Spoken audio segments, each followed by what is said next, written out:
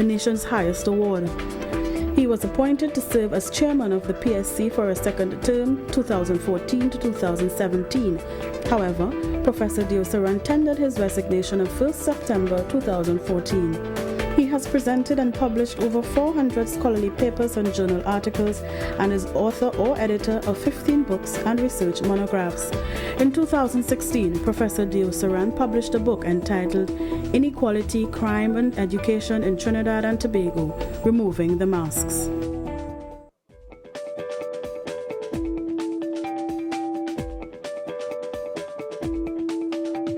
Atto Boldon was well known as a world-class sprinter prior to serving in Parliament between 2006 and 2007 as an opposition UNC senator. Mr. Boldon resigned his position to join international sports broadcaster ESPN to be part of the network's team that covered the 2008 Olympic Games in Beijing, China. Mr. Boldon is currently an ESPN and NBC Sports television broadcast analyst for track and field. He is also coach to track athletes, most notably several that are representing Trinidad and Tobago in the Rio 2016 Olympic Games.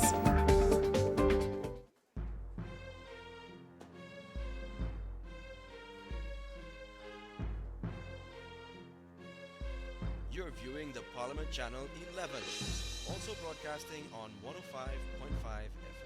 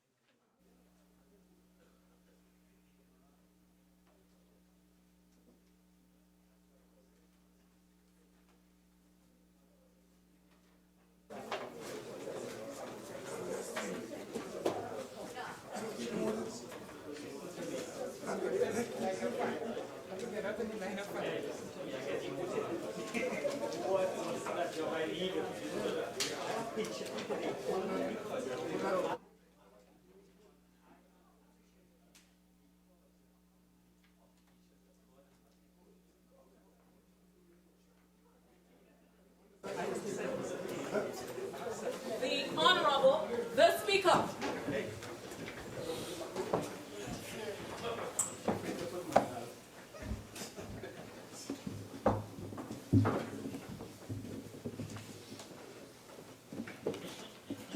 Almighty God, we give thanks to you, the Creator of the universe, and humbly beseech you to direct and prosper the deliberations of the members of this house here assembled for the advancement of your glory and the trust and welfare of the people of Trinidad and Tobago.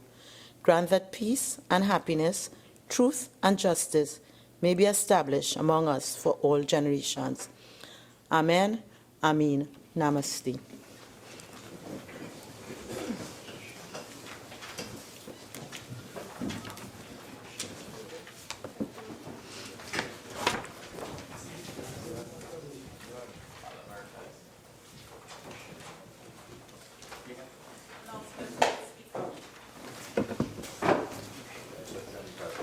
Honorable members, I have received communication from the following members: Mr. David Lee, MP, member for Point-a-Pear; Mr. Prakash Ramada, MP, member for St. Augustine; and Dr. Lakram Bodo, MP, member for Faisabad, requesting to be excused from today's sitting of the House. The leave which the members seek is granted. Bills brought from the Senate, petitions, papers. Minister of Finance. Madam Speaker, on behalf of the Minister of Finance, I have the honor to lay the following papers. 1 to 2. The annual audited financial statements of the Trinidad and Tobago Tourism Business Development Limited for the financial years ended December 31st, 2014 and 2015. 3. The annual report of the National Insurance Board of Trinidad and Tobago for the financial year ended June 30th, 2015. Madam Speaker, on behalf of the Minister of Finance, I beg to move that papers 1 and 2 be referred to the Public Accounts Enterprises Committee. Honorable members, the question is that papers 1 and 2 be referred to the Public Accounts Enterprises Committee. All in favor say aye. Aye. Any against? The ayes have it. The Leader of the House. Thank you very kindly, Madam Speaker. Madam Speaker, I have the honor to lay the following papers. The ministerial response of the Ministry of Education to the first report of the Joint Select Committee on Social Services and Public Administration on the inquiry into the current level of violence among students in schools with particular focus on physical and cyberbullying. Also, responses to the third report of the Joint Select Committee on Human Rights, Equality and Diversity on the treatment of child offenders at the Youth Training Center, St. Michael's Rehabilitation Center for Young Male Offenders, and St. Jude's Interim Rehabilitation Center for Young Female Offenders. Madam Speaker, these responses are from the Ministry of National Security and the Statutory Authority Service Commission's Department. Thank you very kindly, Madam Speaker. The Deputy Speaker. Madam Speaker, I have the honor to lay the following paper: the annual report of the Public Service Commission for the year 2015. Reports from committees. Member for Lupino, Bonner West. Thank you, Madam Speaker. Madam Speaker, I have the honor to lay the following reports on the table. The third report of the Public Accounts Enterprise Committee for the second session, 11 Parliament, on the examination of the audited accounts, balance sheet, and other financial statements of the Community Improvement Services Limited for the financial years 2008 to 2012. The fourth report of the Public Accounts Enterprises Committee for the second session, 11 Parliament, on the examination of the audited accounts, balance sheet, and other financial statements of the Community-Based Environmental Protection and Enhancement Program for the financial years 2009 to 2014. The fifth report of the Public Accounts Enterprises Committee for the second session, 11 Parliament, on the examination of the audited accounts, balance sheet, and other financial statements of the Point Lisas Industrial Port Development Corporation Limited, PLIBDECO, for the financial years 2008 to 2015.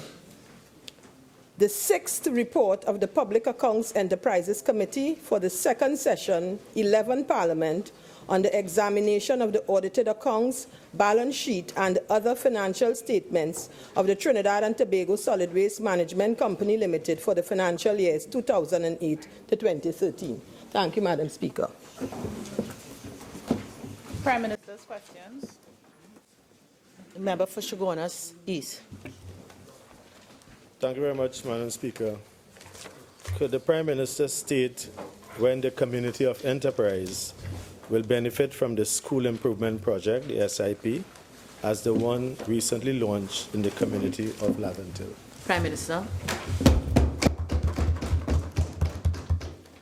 Madam Speaker, the School Improvement Project, which is being pursued in Laventille, is an initiative in a pilot form where certain communities are being mobilized to benefit from an extra effort from all aspects of the government's offerings with respect to young people.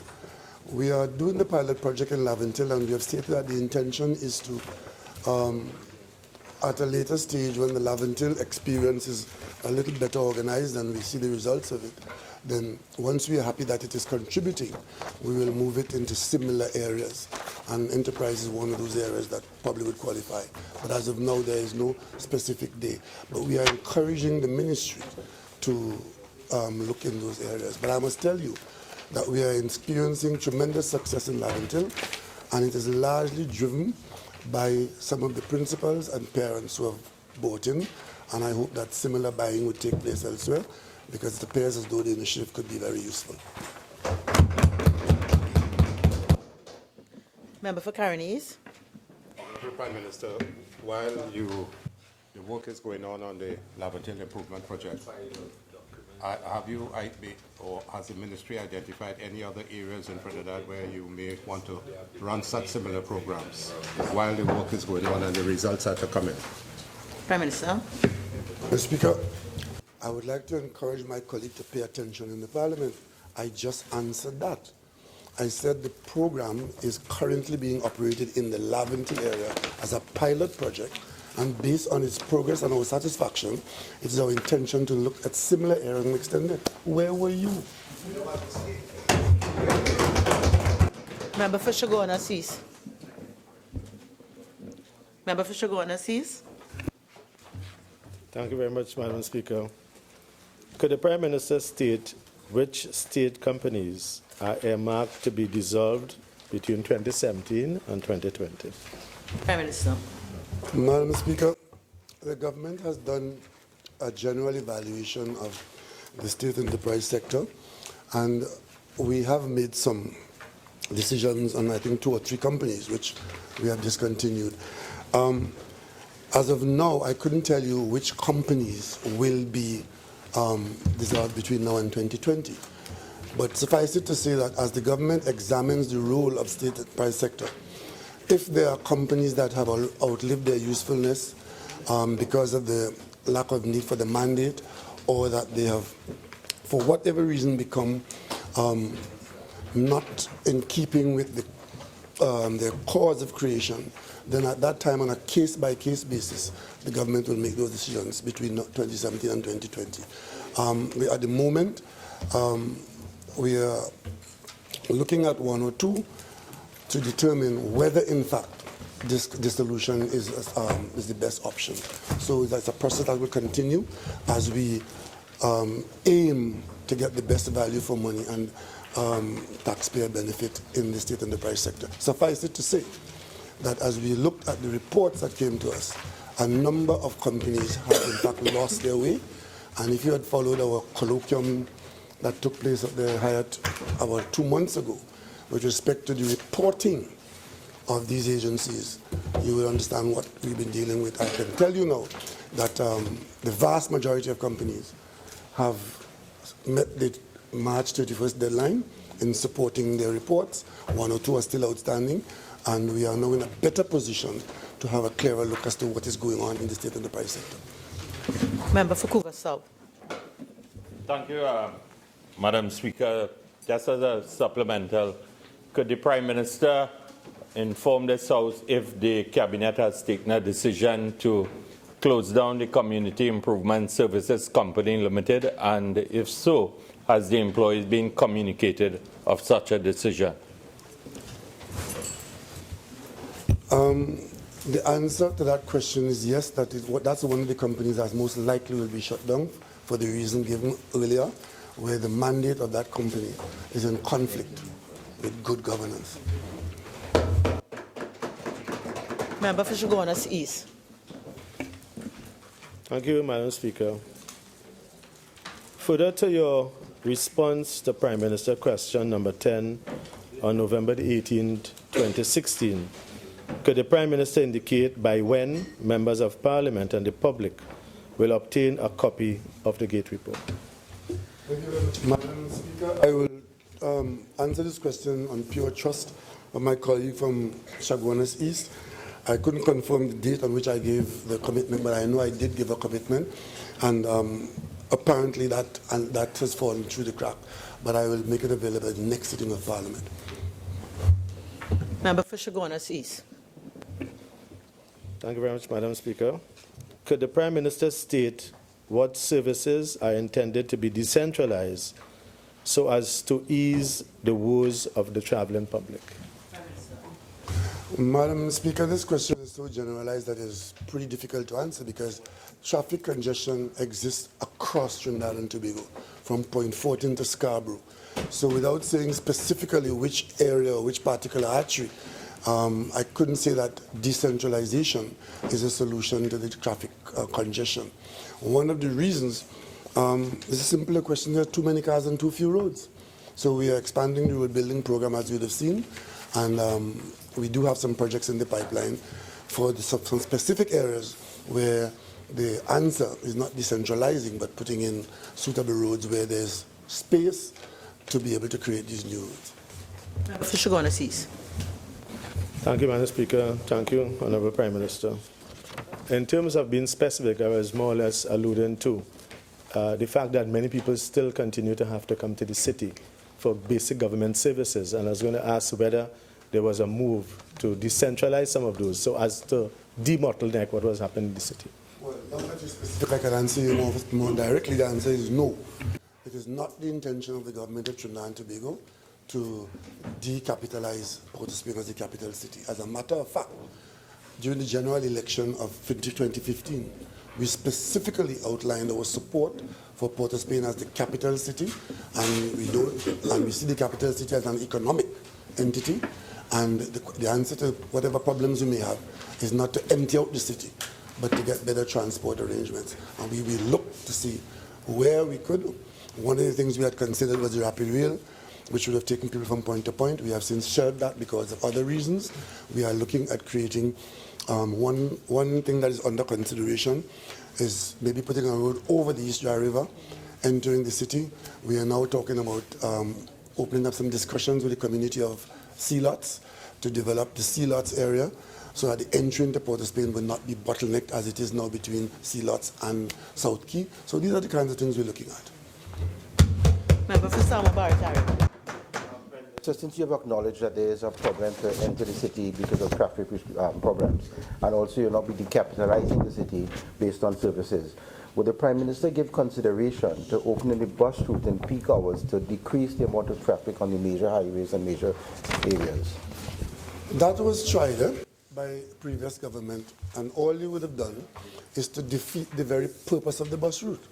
The reason why the bus route functions as any contributory factor to the easing of traffic is because you have limited the use of the route so as to allow traffic to flow. If you open up the route to the other traffic on other routes, all you do is to create, and it had happened like that. The bus routes, when the bus route was opened up to general traffic, or almost general traffic, you were having traffic jams on the bus route as bad as on the Eastern Main Road. But in this case, it was traffic jams of vehicles that were carrying many passengers as against private cars with 2 or 3 people. So if you create traffic jam on the bus route, you keep far more people out of the city because the traveling vehicles that carry large numbers, they are now in a traffic jam. So the bus route will only contribute to the ease of the flow if it is kept as a free flow area. Members are reminded only 2 supplemental questions are allowed. May I call on member for Barataria Sanun? Thank you, Madam Speaker. Prime Minister, in the light of the continued failure of the government to protect the citizens of this country from the criminal threat and in the face of mounting applications from these citizens to acquire firearms, is the Prime Minister willing to consider the creation of a commission to properly evaluate these applications for firearm license so that the citizens can protect themselves? Prime Minister. Madam Speaker, as the laws exist now, the authority for granting firearm licenses lies with the Commissioner of Police, and there is no intention at this time to change that. The Commissioner of Police, in managing the flow of firearms into the public, has certain policies being pursued, and just to ensure that those policies are not capricious or oppressive, there is an appeals tribunal in place so that the decision of the Commissioner of Police could be questioned. In this case, that tribunal was not functioning for quite some time. This government has made the tribunal function, and the system is in place, and we have the intention to change it. Mr. But I'd like to indicate that in order to go to the Firearm Appeals Board, one has to be denied first. There is no time limit set on the application and the granting by the Commissioner. Since the Commissioner, as you said, is the person involved to give the firearm license based on law, is it not possible to put the Commissioner on the Commission at the same time to look at these firearm license? I suspect, Madam Speaker, that further discussion can enlighten that, but I don't want to suggest that we're going to solve one problem by creating another. And for the moment, what the Commission is pursuing is a reduction in the number of firearms in Trinidad and Tobago. And I don't know that by creating a commission that you wouldn't have to have a process that in itself might have delays leading into that process. It's not a light switch that you flick on or off. What is happening is that the commissioner is controlling the applications, determining who qualify for a firearm as against who does not qualify. And that is a system that I don't know that any other system would evade, because it will be a selection process. Member for Caroni East. Could the Honourable Prime Minister state the reasons for the discontinuation of payments since October 2016 to private sector partnership stakeholders of the early childhood education centres? Prime Minister. Madam Speaker, the Ministry of Education has not discontinued the payments for the public-private partnership project. There was a delay in payment to providers because of the untimely release of funds. As you know, across the board in Trinidad and Tobago, we are struggling to make payments on a timely basis because we have a significant reduction of revenues to the exchequer. So it is to be expected from time to time the synchronizing of payments and availability of funds will cause some delay. I can give you the assurance that the payments are aimed to be made before the end of this week. Member for Caroni East. Yeah, thank you, Madam Speaker. Could the Honourable Prime Minister state the policy of the government with respect to the future of the Universal Early Childhood Education Program? I think you gave part of the answer, but probably you might want to... Maybe I can give you the other part now. There is no change in the policy with respect to early childhood. As a matter of fact, the government supports 100% the idea of early childhood care and attention and will continue to make it available as part of our education system and program.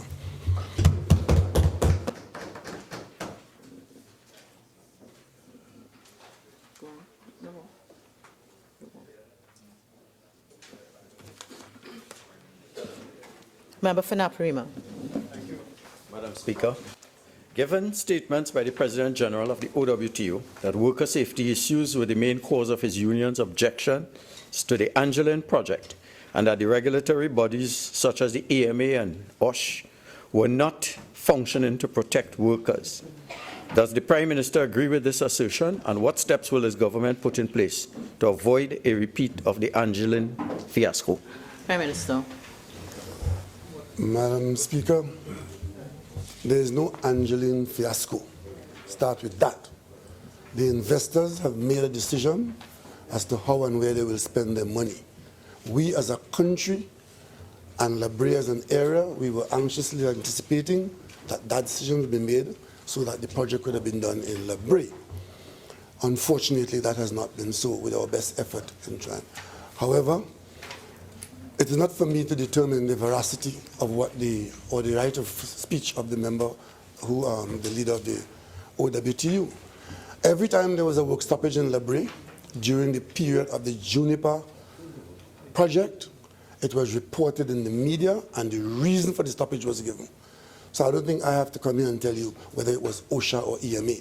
We all know what went on in La Brea and we all knew what the causes were. However, if any of those stoppages were caused by a state agency, OSHA, EMA, it is for the government to ensure that those services are made available to protect workers on the workplace. But interestingly enough, even as that statement is being made by the leader of the OWTU, I have not heard a single statement from the company that operated that contract to contradict that. And I find that very strange indeed. Questions? Member for Chaguanas East. Thank you, Madam Speaker. Question number 1 to the Minister of Works and Transport. Thank you, Madam Speaker. Madam Speaker, the authorized signature for the Charter Party Agreement was signed by the Permanent Secretary in the Ministry of Transport, Permanent Secretary Verna Johnson. Thank you. Member for Caroni East. Thank you, Madam Speaker. To the Minister of Education, what is the future employment status of the 75 school social workers who have been on month-to-month contracts for the last year, many of whom have not been paid their March salary? as reported today in the newspaper. Minister of Education. Thank you very much, Madam Speaker. There are 70 persons who are on short-term employment. The Ministry of Education has submitted a note to the PMCD recommending the retention of these positions. As soon as we receive the report from the PMCD, we will be taking a note to Cabinet to have these decisions or these recommendations ratified. In terms of payments, these officers will be paid by tomorrow as pay sheets are at present being prepared. Thank you very much. Member for Couva South. Supplemental to the Minister, he indicated that a note has gone to the PMCD to retain the 70-odd plus workers. Under what terms and conditions? Could you advise the House in terms of the recommendation? Month to month or 3 years? Or? Well, who asked the question? You're here. Mr. Speaker, at first I was dumbfounded as to who was asking the question because I've been interrupted by Karen East. But, Madam Speaker, the terms will be decided by the CPO after we have had the decision of Cabinet. So it will depend on the CPO to determine terms and conditions of service. Absolutely. Member for Caroni East. This is directed to the Honourable Prime Minister. Could the Prime Minister indicate how his government intends to compensate the HIV-infected patients, including a child, contaminated by blood given from the National Blood Bank Transfusion Centre? Minister. Thank you very much, Madam Speaker. As is customary in dealing with any issues of liability on behalf of the state, the first thing that needs to be done is a proper investigation, a decision with respect to liability. Thereafter, it goes through a normal process, which we are informed is taking place. The Honourable Attorney General and the officers in the Office of the Attorney General are dealing with it and are actively engaged with lawyers on behalf of these individuals. Member for Caroni. Bearing in mind one of the patients who were HIV contaminated or infected has passed away, is there any before the Attorney General for compensation for that family?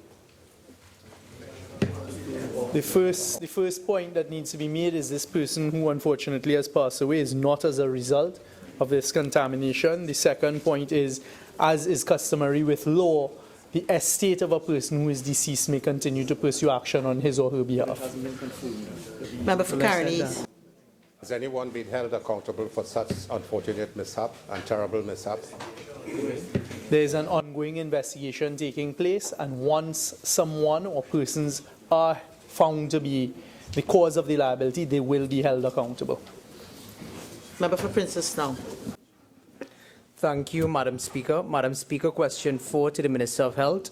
In light of the rejection of their application to the Children's Life Fund by the parents of Shannon Luke, could the Minister indicate whether a second opinion medical report was sought to consider exercising the provision of Section 9D of the Children's Life Fund Act? Minister of Health. Thank you, Madam Speaker. Madam Speaker, there was no rejection. The application did not satisfy 2 limbs.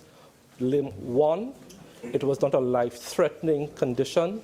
Limb 2, the fund does not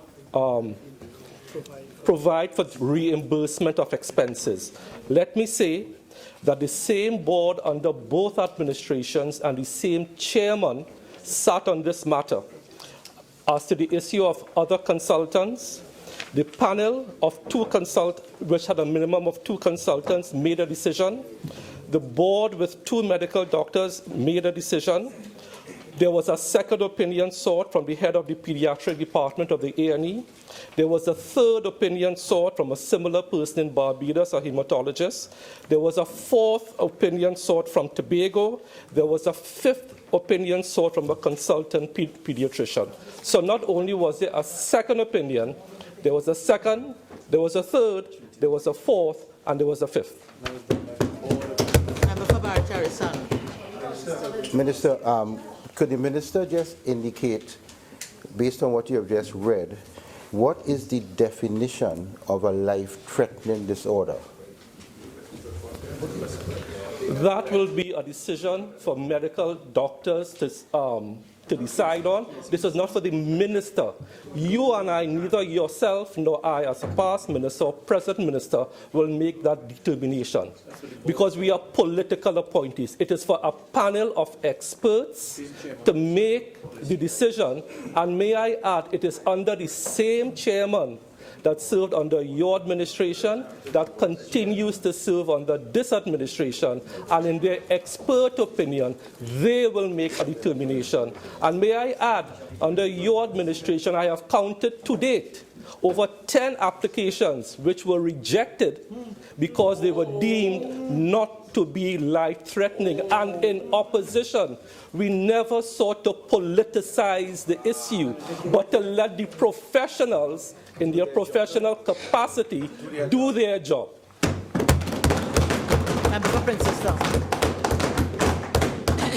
Madam Speaker, to the Honourable Minister. Honourable Minister, are you aware that Section 9D of the Children's Life Fund Act deals specifically with the issue of reimbursement? And one of the reasons that you have advanced through the ministry is that the Life Fund Act does not provide for reimbursement. It fully states in Section 9D that it deals with the issue of reimbursement. Minister of Health. The minister did not make a determination on reimbursement. It is the board, and I supported the decision of the board. Also, I will say that similar issues happened in the past, and we in opposition never sought to make this a political football. Member for Couva North. Thank you, Madam Speaker. Question number 5 to the Minister of Education. Could the Minister please indicate which schools, if any, will be undergoing any Easter vacation repairs? Minister of Education. Thank you very much, Madam Speaker. The Ministry of Education does not think it necessary to embark on a formal Easter vacation repair program at this time. This is largely due to the tremendous success that we have been able to have with respect to our ability to have all schools open on time over the last 4 terms. However, Madam Speaker, we will continue to address any emergencies that may affect the school plant and the health and safety of all those who operate within.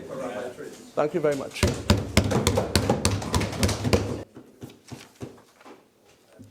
Member for Couva North. Question number 6 to the Minister of Tourism.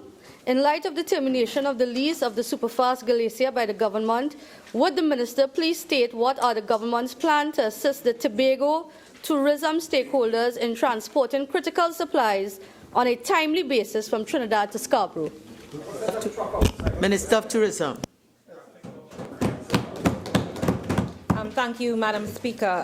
Madam Speaker, for the first part, the government did not terminate the lease of the Superfast Glacier. I will proceed to answer the question. We intend to utilize the 2 fast ferries, the TNT Spirit and the TNT Express, to treat with the critical items, which for the most part would be food and perishable goods, to bring relief to the tourism stakeholders in Tobago. Member for Couva North. Minister, the Tourism Stakeholder Association also disagreed, saying that there were delays. Are you dealing with the ferries being used to transport critical supplies? Have you are you meeting with them anytime soon to deal with that? Minister of Tourism. Madam Speaker, a meeting was held in Tobago on Wednesday, where the Minister of Works and Transport, representatives from the Tobago House of Assembly, representatives from the Ministry of Tourism, and the stakeholders were part of that meeting. Right now, even as we speak, there are other recommendations coming in that are being considered by the Port Authority, but with immediate effect as it relates to these critical items, we'll be utilizing the TNT Spirit and the TNT Express.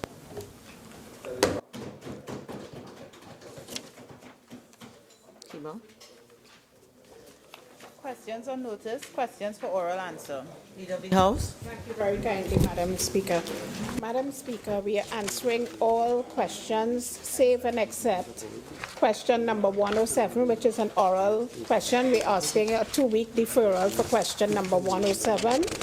And with regard to the written answers, Madam Speaker, we are answering all questions except question number 84, and we're asking for a 2-week deferral. Thank you very kindly, Madam Speaker. Member for Couva South. Member for Couva South. I'm sure you don't intend to be disruptive, but the noise is reaching me. Member for Caroni East. Next to the Minister of Sport and Youth Affairs. Minister of Sport and Youth Affairs. Thank you, Madam. Thank you, Madam Speaker. Madam Speaker, the precise opening date for the Brian Lara Cricket Stadium, Taruba, cannot be provided at this time, since construction work to complete the facility is still in progress, although it is in its final finishing stages. Notwithstanding this, the first official match will be played at the stadium in May 2017, which is next month.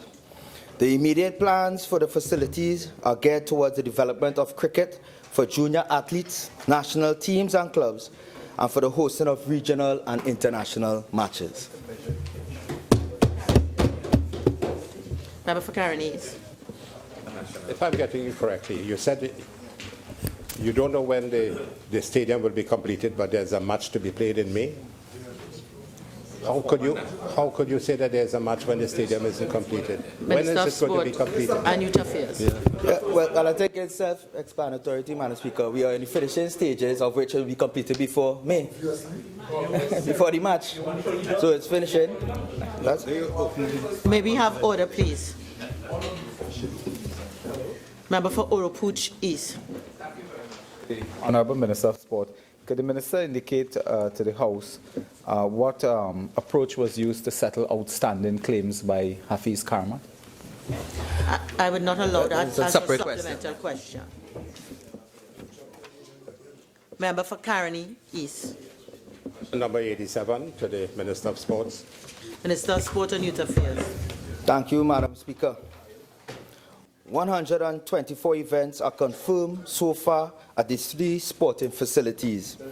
Some of these include poolside clinic for swimming coaches, training sessions for sports scholarship programs at UTT in the discipline of swimming, National Secondary Schools Water Polo League, TNT Track Series for cycling, UCI Easter Grand Prix for cycling last year, UCI National Track Championship Elite Cycling, World Table Tennis Day Tournament, JITIC Under 18s warm-up event for tennis, Triathlon School Series, and we will provide a list, Madam Speaker, because as I said, it's over 124 events that we have that we will provide a list to the members. Member for Tabaquite. Member for Tabaquite. Madam Speaker, the Honourable Member of Tabaquite is stuck on his traffic on the way, so I wish to direct this question to the Minister of Finance, number 93. Minister of Finance. Thank you, Madam Speaker. The number of contract employees in each division of the Tobago House of Assembly is as follows. The Community Development, Enterprise Development and Labour Division, 193. The Education, Innovation and Energy Division, 728. Finance and Economy, 71. Food Production and Fisheries, 151. Health, Wellness and Family Development, 305. Infrastructure, Quarries and the Environment, 151. Office of the Chief Secretary, 250. Settlements, Urban Renewal and Public Utilities, 69. Sports and Youth Affairs, 190. Tourism, Culture and Transportation, 147. Question. Member for Point of Appeal. Question 96. Madam Speaker, thank you. Question number 96 to the Minister of Education. Minister of Education.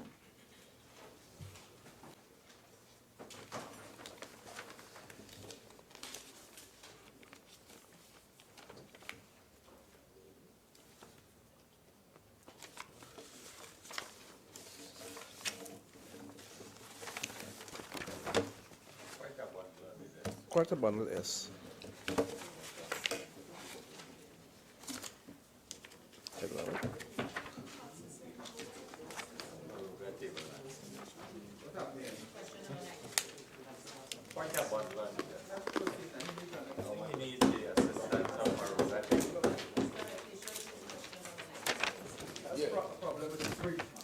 Madam Speaker, the contractor awarded the contract for the construction of the Harmony Hall Presbyterian Primary School, this project, and the contractor issued a termination letter to the EFCL on the 3rd of May 2016.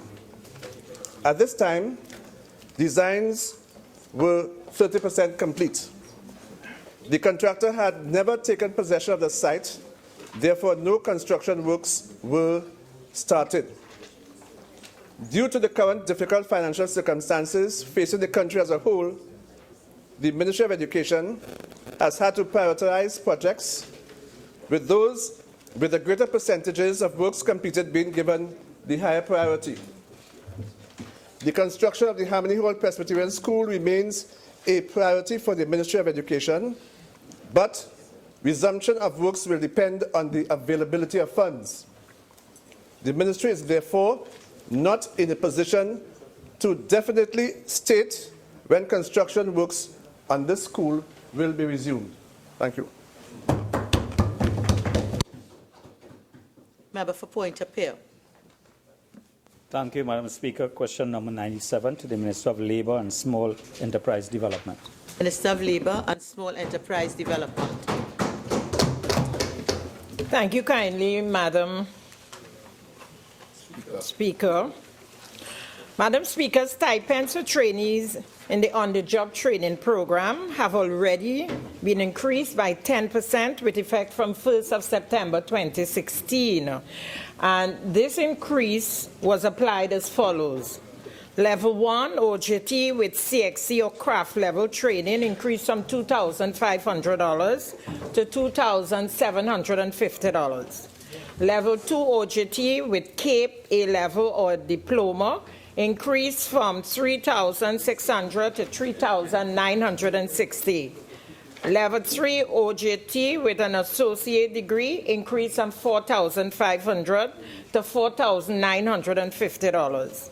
Level 4 OJT with an undergraduate degree increased from $6,250 to $6,875. And lastly, Level 5 OJT with a postgraduate degree increased from $7,200 to $7,920. Madam Speaker, further increases will be implemented in due course when this country emerges from our current difficult economic circumstances. I thank you, Madam Speaker. Member for Chaguanas East. Thank you very much, Madam Speaker. Could the Honourable Minister state how many OJTs would have benefited at the various levels or in totality from these increases? Minister of Labour and Small Enterprise Development. Madam Speaker, I do not possess that information at this point in time, but that information can be supplied subsequent to today. Member for Point of Appeal. Again, Madam Speaker, question number 98 to the Minister of Energy and Energy Industries. Minister of Energy and Energy Industries. Thank you very much, Madam Speaker. The names and professional background of members of the committee are as follows. 1. Mr. Selwyn Lashley, Chairman. Mr. Lashley is currently the Permanent Secretary in the Ministry of Energy and Energy Industries with over 38 years' experience in the energy sector. He holds a Bachelor's of Science degree in Chemical Engineering, an MSc in Natural Gas Engineering, and is also a qualified attorney at law. He has led and been a member of several government-appointed committees. 2.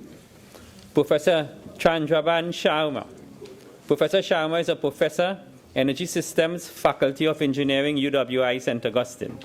He holds a PhD in Electrical Engineering and has over 37 years professional experience in both the energy sector and in academia. He has previously served on several government-appointed committees. 3. Mr. Gregory Marchand, OWTU representative. Mr. Marchand is a trade unionist and is currently a vice president on the central executive of the OWTU with experience in the oil and gas industry. He possesses an associate degree in human resource management and a certificate in industrial relations from Cipriani College of Labor and Corporate Studies. 4. Mr. David Abdullah, OWTU representative. Mr. Abdullah is an experienced trade unionist and a former General Secretary of the Oilfield Workers Trade Union. He's an economist by academic training and a former senator who has previously been a member of several government-appointed boards and committees. Ms. Helen Drayton. Ms. Drayton is a past executive director of RBTT Financial Group and general manager human resources of the Telephone Company of Trinidad and Tobago. She is currently an adjunct lecturer at UWI Arthur Lockjack School of Business for the Executive Masters of Business Administration in Business Communication, Networking and Collaboration. Ms. Drayton has an executive MBA from the University of the West Indies and expertise in organizational analysis and design, strategic marketing, brand development, strategic human resource management, and corporate communications. Ms. Drayton is a former independent senator and has been on a number of government-appointed committees. Mr. Wilfred Espinay. Mr. Espinay is a business executive with considerable international experience in manufacturing, shipping, and retail industry in several countries. He's a past president of the Trinidad and Tobago Manufacturing Association. And finally, Madam Speaker, number 7, Mr. Robert Riley. Mr. Riley has extensive experience in the oil and gas industry, having served as the first local in the position of former chairman and chief executive officer of BPTT LLC. He's also a qualified attorney at law. Thank you very much. Member for Oropuch East. Thank you very much to the Honourable Minister. Minister, given the mandate of this committee, does this make the Board of Directors of Petrotrin irrelevant and redundant? Minister of Energy and Energy Industries.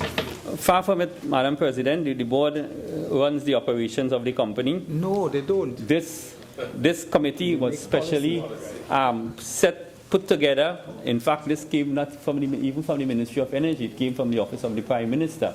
Because of certain challenges we face at Petrotrin, the Prime Minister intervened and set up this special committee to look at the restructuring of Petrotrin and to so advise the Cabinet through the Office of the Prime Minister.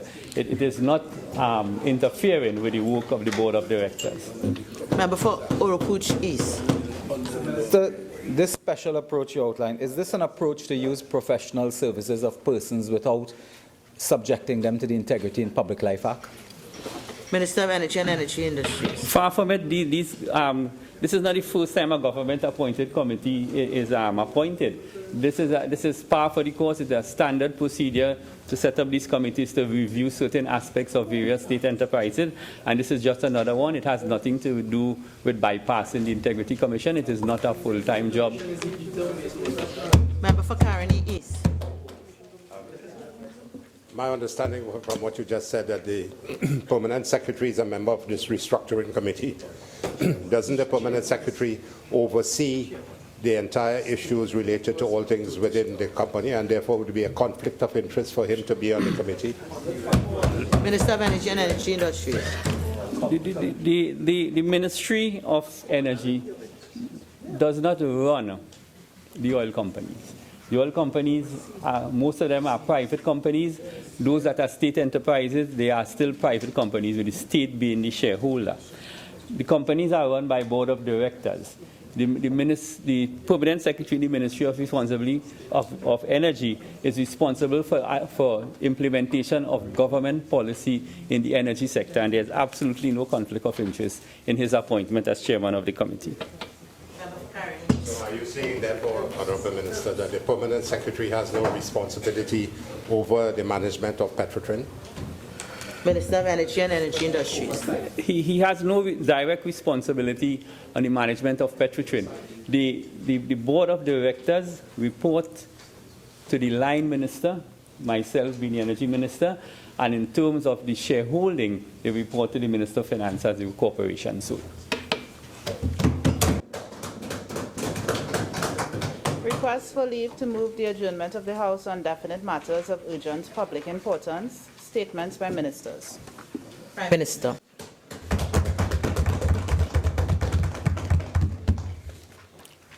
Thank you very much, Madam Speaker. Madam Speaker, with the authority of the Cabinet, I make the following statement on the natural gas situation in Trinidad and Tobago and my recent visit to Houston, Texas, to conclude the addressing of this very critical aspect of our economic well-being. Madam Speaker, in 2009,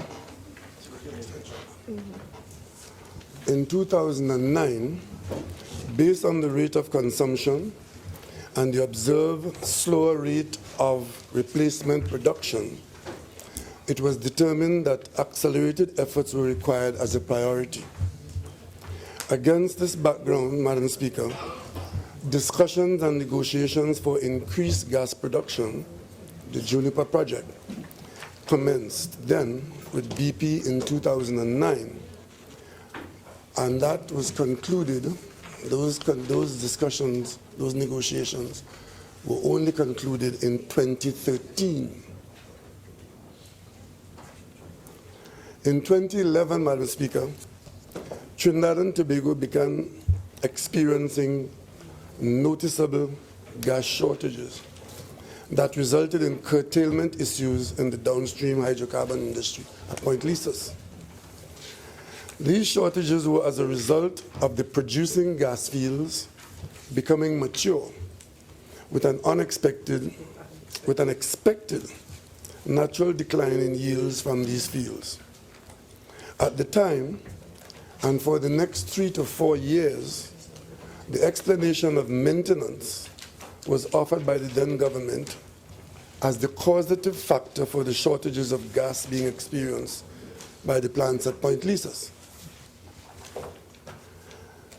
The country was told that, Madam Speaker, I'm being disturbed by a nattering across. Could you assist me, please? Members, could I please remind you all of the standing order with respect to members listening in silence? Please continue, Prime Minister.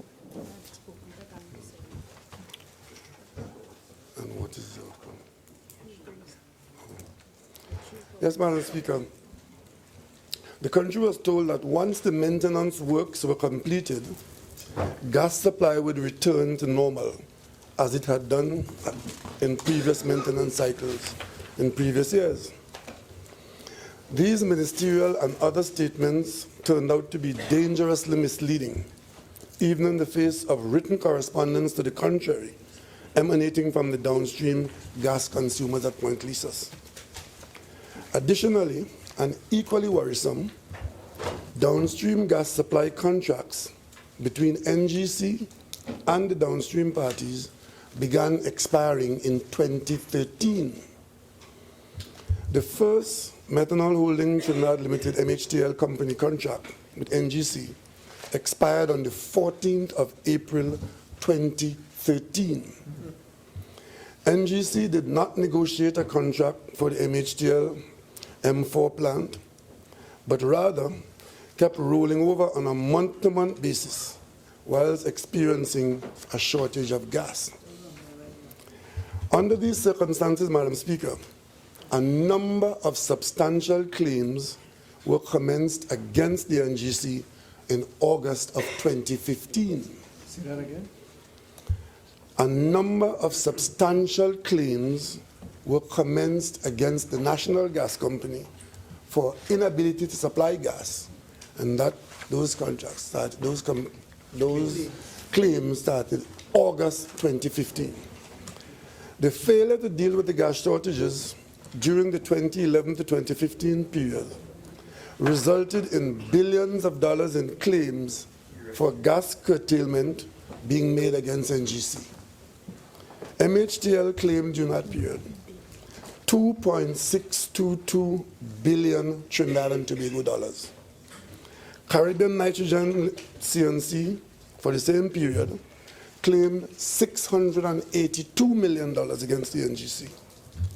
The Nitrogen 2000 plant Unlimited claimed for the same period $686.6 million.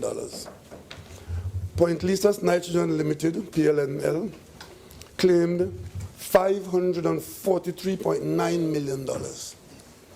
The total claims against NGC, which stood at about $4.535 billion against the NGC for its inability to supply gas as per the contracts between NGC and these companies. By December 2015, 10 weeks after the installation of a new government was sworn in, further contracts expired between NGC and other MHTL plants. Ideally, these contracts should all have been renegotiated months in advance of expiry. At the very least, negotiations could have been opened, but this was not done and led instead to the fueling of claims being made against the NGC. In 2015, NGC had contracted supply of 1,960 mmf CFD, million standard cubic feet, from 4 gas producers. So NGC was contracted to supply 1,960 units of gas. In 2016, this changed. BP conducted a deliverability test on the dedicated fields as of 2002, and the contract volume was reduced from 255 mmfcd to 300. It was reduced to 255 from a contracted volume of 390. So NGC was contracted to supply 390 units. They were able to supply 255. BG did not renew the base contract, and that led to a loss of 250 units from BG. BHP volume increased by 30 mmCFD, and EOG, based on a deliverability test, reduced the contract volume by 100 units. Therefore, NGC lost 710 mmCFD of gas, of contracted gas in 2016, which represents 36% of contracted volumes. So in other words, the NGC was unable to supply 36% of the gas that it was contracted to supply. Wow. And faced those liabilities I mentioned earlier on of the $4.2 billion. Estimated supply of available volumes currently stand at 1,250 mmCFD as against consumption requirements of 1960.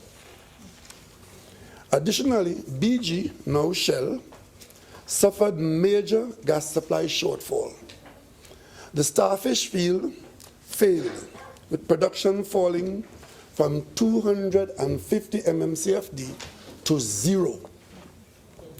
The Dolphin field experienced production declines and reduced from 220 MFCD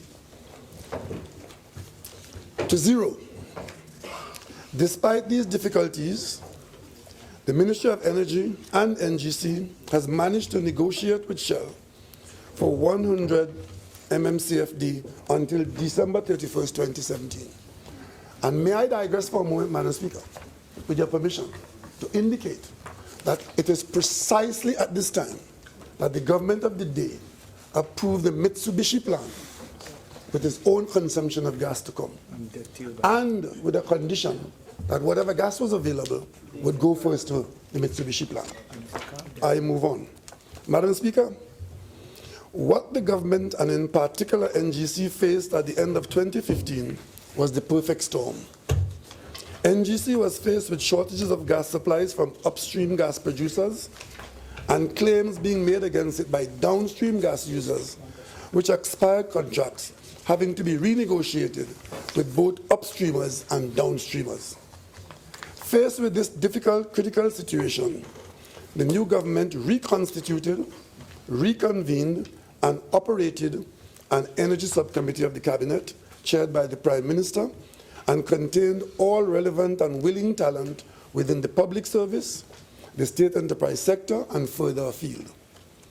Discussions between NGC and the upstream suppliers, BP and EOG, were ongoing for months, with prices being one of the major outstanding sticking points prior to my visit to Houston from March 29 to March 31st, 2017.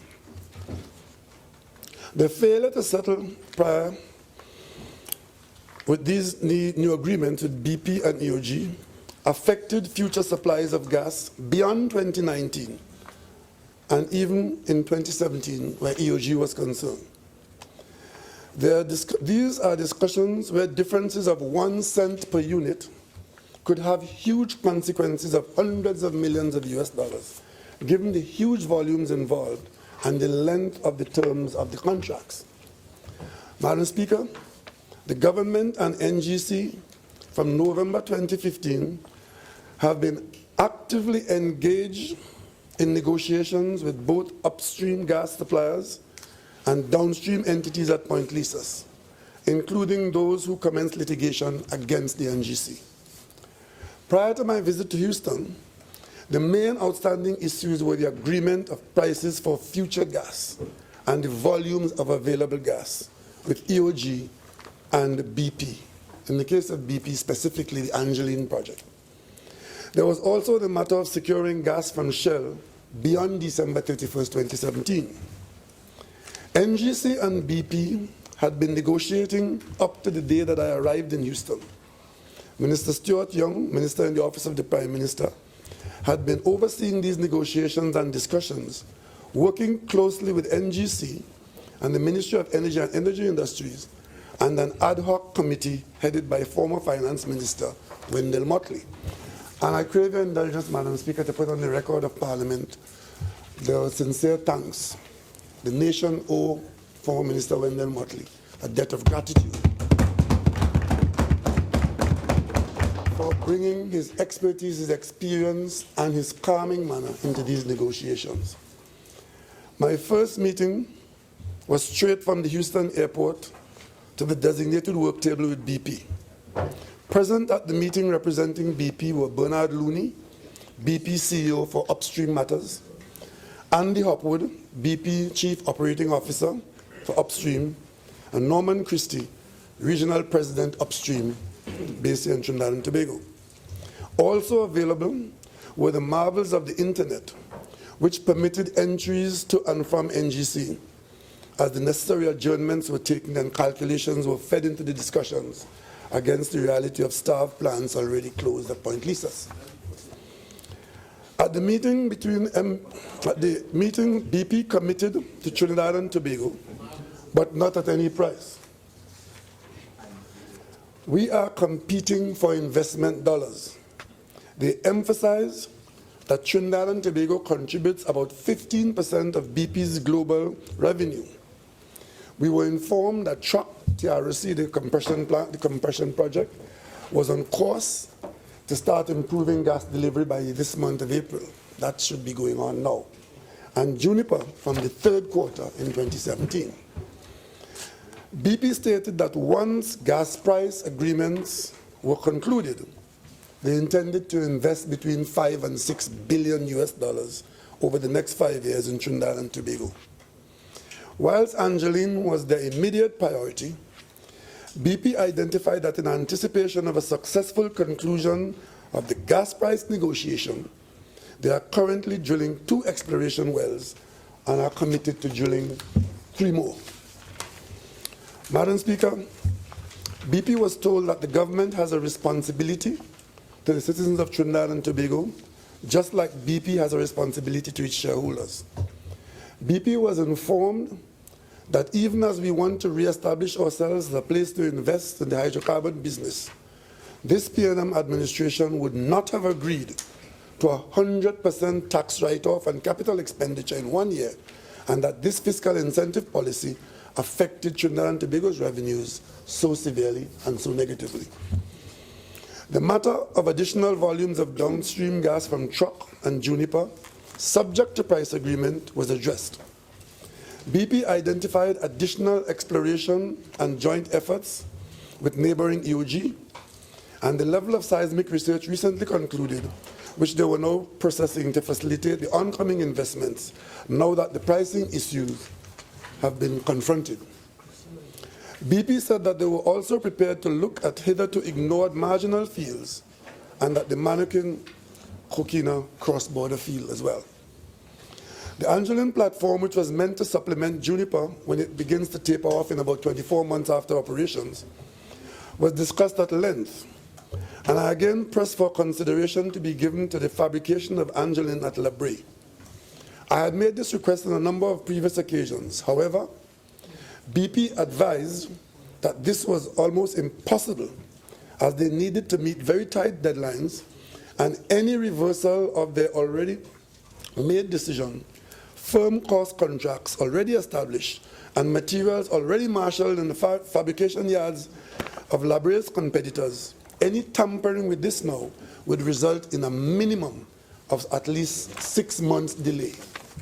And Madam Speaker, when you bear in mind that the plants at Point Lisas are already closing down, voluntarily entering into a 6-month or a 9-month delay was just not on. It should be clear to all that the fate of Angeline was sealed in the boardroom when the Juniper downsize was split off and returned to a U.S. Gulf Coast construction yard to save the delivery of that platform. Given the scale of the now committed BP investment in Trinidad, other platform construction projects are on the near horizon. We did extract a commitment from BP to give serious and early consideration for some of these construction projects to be directed to La Brea at the earliest opportunity for the post-Angeline plants. We eventually agreed the price formula for future gas between NGC and BP in consultation with NGC. This meant that we successfully closed off the discussion on the future price for gas, thereby keeping Angeline on schedule and opening the doors to $6 billion of investment. Subsequent to that, Madam Speaker, the next day, Minister Young and I attended Shell's office for a full day of work on March 30th with Shell for detailed discussions on various initiatives of great significance to the major investment of Shell in Trinidad and Tobago. The visit began with a tour of Shell's world-scale West Hollow Technology Center in Houston. We were given tours of the state of the science labs and the techniques being used. Presentations were made showing the technology that is now available and what would be used in Shell's operations in Trinidad and Tobago, including the new seismic technology available and well-controlled science, which gives us a second shot at some major troubled oil-bearing fields which form part of Shell's acquisition in Trinidad. And I may say, Madam Speaker, as a geologist and a former seismic scientist, I was particularly pleased and impressed to have received this from BP, from Shell. In the afternoon, we met with Martin Westerler, Shell's Director for Integrated Gas and New Energies, Delaray Venter, Executive Vice President, Integrated Gas, and Derek Hudson, Vice President, Trinidad and Tobago. During this meeting, we received a presentation on Shell's strategic vision for their business in Trinidad and Tobago and secured a commitment from the company to invest billions in the next 4 years. Discussions were had with respect to the specific projects that Shell is undertaking and how optimistic Shell is with respect to the future of the gas industry in Trinidad and Tobago. We spoke to Shell about their assisting with increasing oil production in Trinidad and Tobago over and above the major focus on gas, and we discussed UTT students having opportunities to intern at Shell's major science labs and programs in order to build up Trinidad and Tobago's next generation of hydrocarbon industry professionals. The progress and partnership of the Dragon project was also discussed, and the next steps to be taken on this project were laid out. Shell also updated the government on the status of a number of initiatives which are at various stages of development and project life cycle, as they reaffirmed the company as a major player in Trinidad and Tobago, whilst emphasizing the importance of Trinidad and Tobago globally and the desire to work with us to expand the industry. I requested that the company place greater emphasis on hiring and training local qualified personnel to increase the employment of Trinidad and Tobago nationals throughout the company, striking the right balance between local and expatriate employment. One of the programs which was subjected to detailed discussions and agreement was the Starfish project, which is now cleared to be subject to new developmental objectives commencing in the next quarter of 2017. We obtained an agreement from Shell to continue providing 100 to 105 mmCFD of gas to December 31st, 2018, which allows NGC to facilitate and improve its supply to Point Lisas throughout 2018. Madam Speaker, this is a very important achievement, and it's very achievable. On March 31st, 2017, we met with a number of key executives of ExxonMobil to discuss the potential of a relationship with Trinidad and Tobago. Representing ExxonMobil at this meeting were Mike Kunzig, Manager Upstream Production Operations, Doug Kerins, Commercial Advisor, Refining and Supply, Lisa Waters, Vice President, Americas Projects Development, Steve Bloom, Manager Global Business Development, Refining and Supply, and Mike Kelly, Upstream Integration Executive, Refining and Supply. Exxon is responsible for leading the discoveries of substantial oil reserves in Guyana over the last 2 years, and is also a shareholder which owns a sizable portion of the oil in these fields. It was emphasized that Trinidad and Tobago is ideally positioned to play a role, and a very key role, in assisting with Guyana's hydrocarbon future. Our location, our refinery, our deep water harbors, access to markets, and expertise in the energy sector all make us the best candidate for a partnership with our Guyanese neighbor. We discussed Trinidad and Tobago's oil production and refinery position. Exxon was advised that Trinidad and Tobago had opened these discussions with the President and Government of Guyana, and our two CARICOM countries are currently engaged in finalizing a memorandum of understanding against which Trinidad and Tobago stands ready to assist Guyana.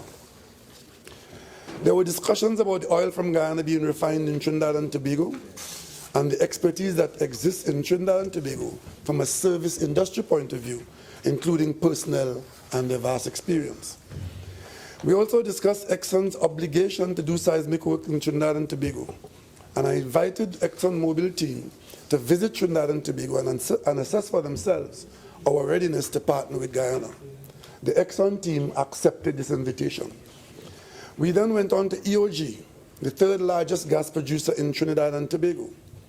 Here we met around the table with the chairman and CEO of EOG Resources, William Thomas, Pat Woods, Vice President and General Manager, International Division, David Trice, EVP Exploration and Production, and George Vera, General Manager for Trinidad and Tobago, EOG. This meeting resulted in an agreement between Trinidad and Tobago and EOG on future gas. NGC and EOG had been negotiating the price of future gas, but had not been able to reach an agreement up to that point. Given the progress made over the last few months, we finally managed to agree at a price acceptable to both sides, resulting with Chairman Thomas immediately instructing his team that drilling recommence in EOG offshore acreage in Trinidad and Tobago. And he also gave the go-ahead immediately for the commencement of additional significant seismic work to facilitate major investment in a drilling program to increase production from the mature and declining fields. I urge the company to move with alacrity to work towards increasing gas production and addressing the current shortage issues, and EOG responded very positively to this. The parties agreed that conversations would continue towards increased exploration and production. The successful agreements coming out of this short but well-planned and well-timed face-to-face meetings with the highest levels between Government of Trinidad and Tobago and foreign investors, represented by the senior decision-making executives of BP, Shell, Exxon, and EOG, impact on some of the immediate challenges, settle the medium term, and keep us in the long term of the oil and gas business. This will go a long way towards cementing Trinidad and Tobago's continued role as a place for investment in the hydrocarbon industry, as compared to one where reserves are running out and plant closures are the inevitable outcome.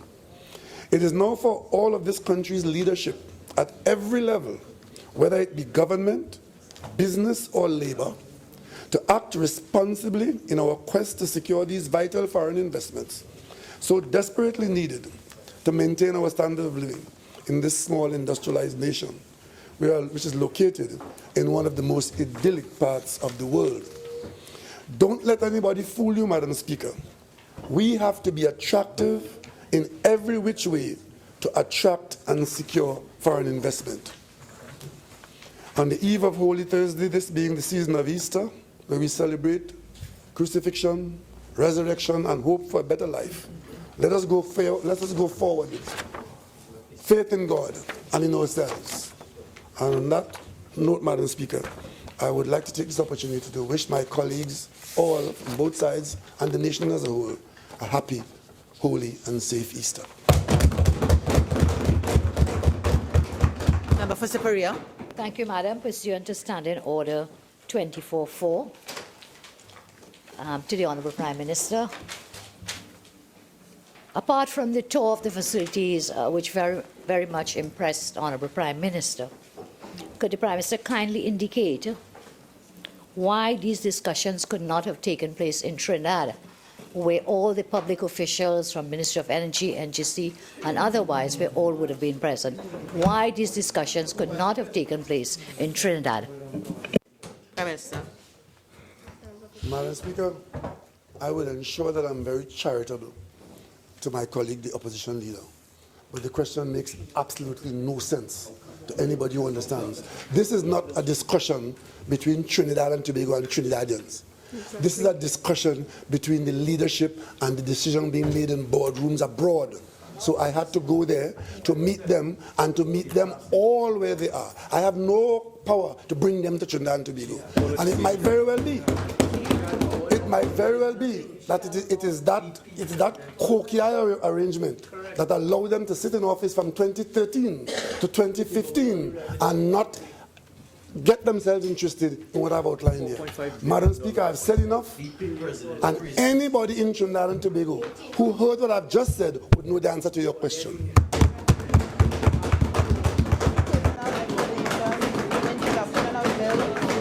Motions relating to the business or sittings of the House and moved by a minister. Public business, government business, bills second reading.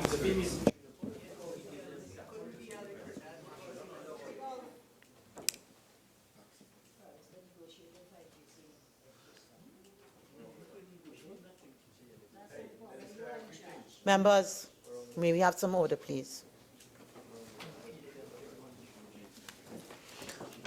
Honourable members, the debate on the second reading of the following bill, which was in progress when the House adjourned on Wednesday, April 5, 2017, will be resumed. A bill entitled, An Act to Establish a System of Plea Discussions and Plea Agreements and for Matters Incidental thereto. The members who have already contributed to this debate on Wednesday, March 22, 2017. Honourable Faris Al-Rawi, MP, the mover of the bill. Honourable Kamla Persad Bisessa, Honourable Maxi Kafi,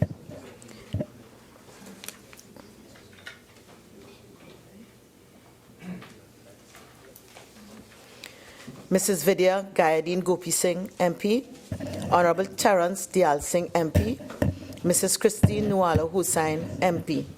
On Wednesday, April 5, 2017, Honourable Stuart Young, MP, Mr. Prakash Ramada, MP, Honourable Fitzgerald Hines, MP, Dr. Rudal Munilal, MP, Brigadier General Retired Ansel Antoine MP, Dr. Tuwari MP, Honorable Dr. Lovell Francis MP.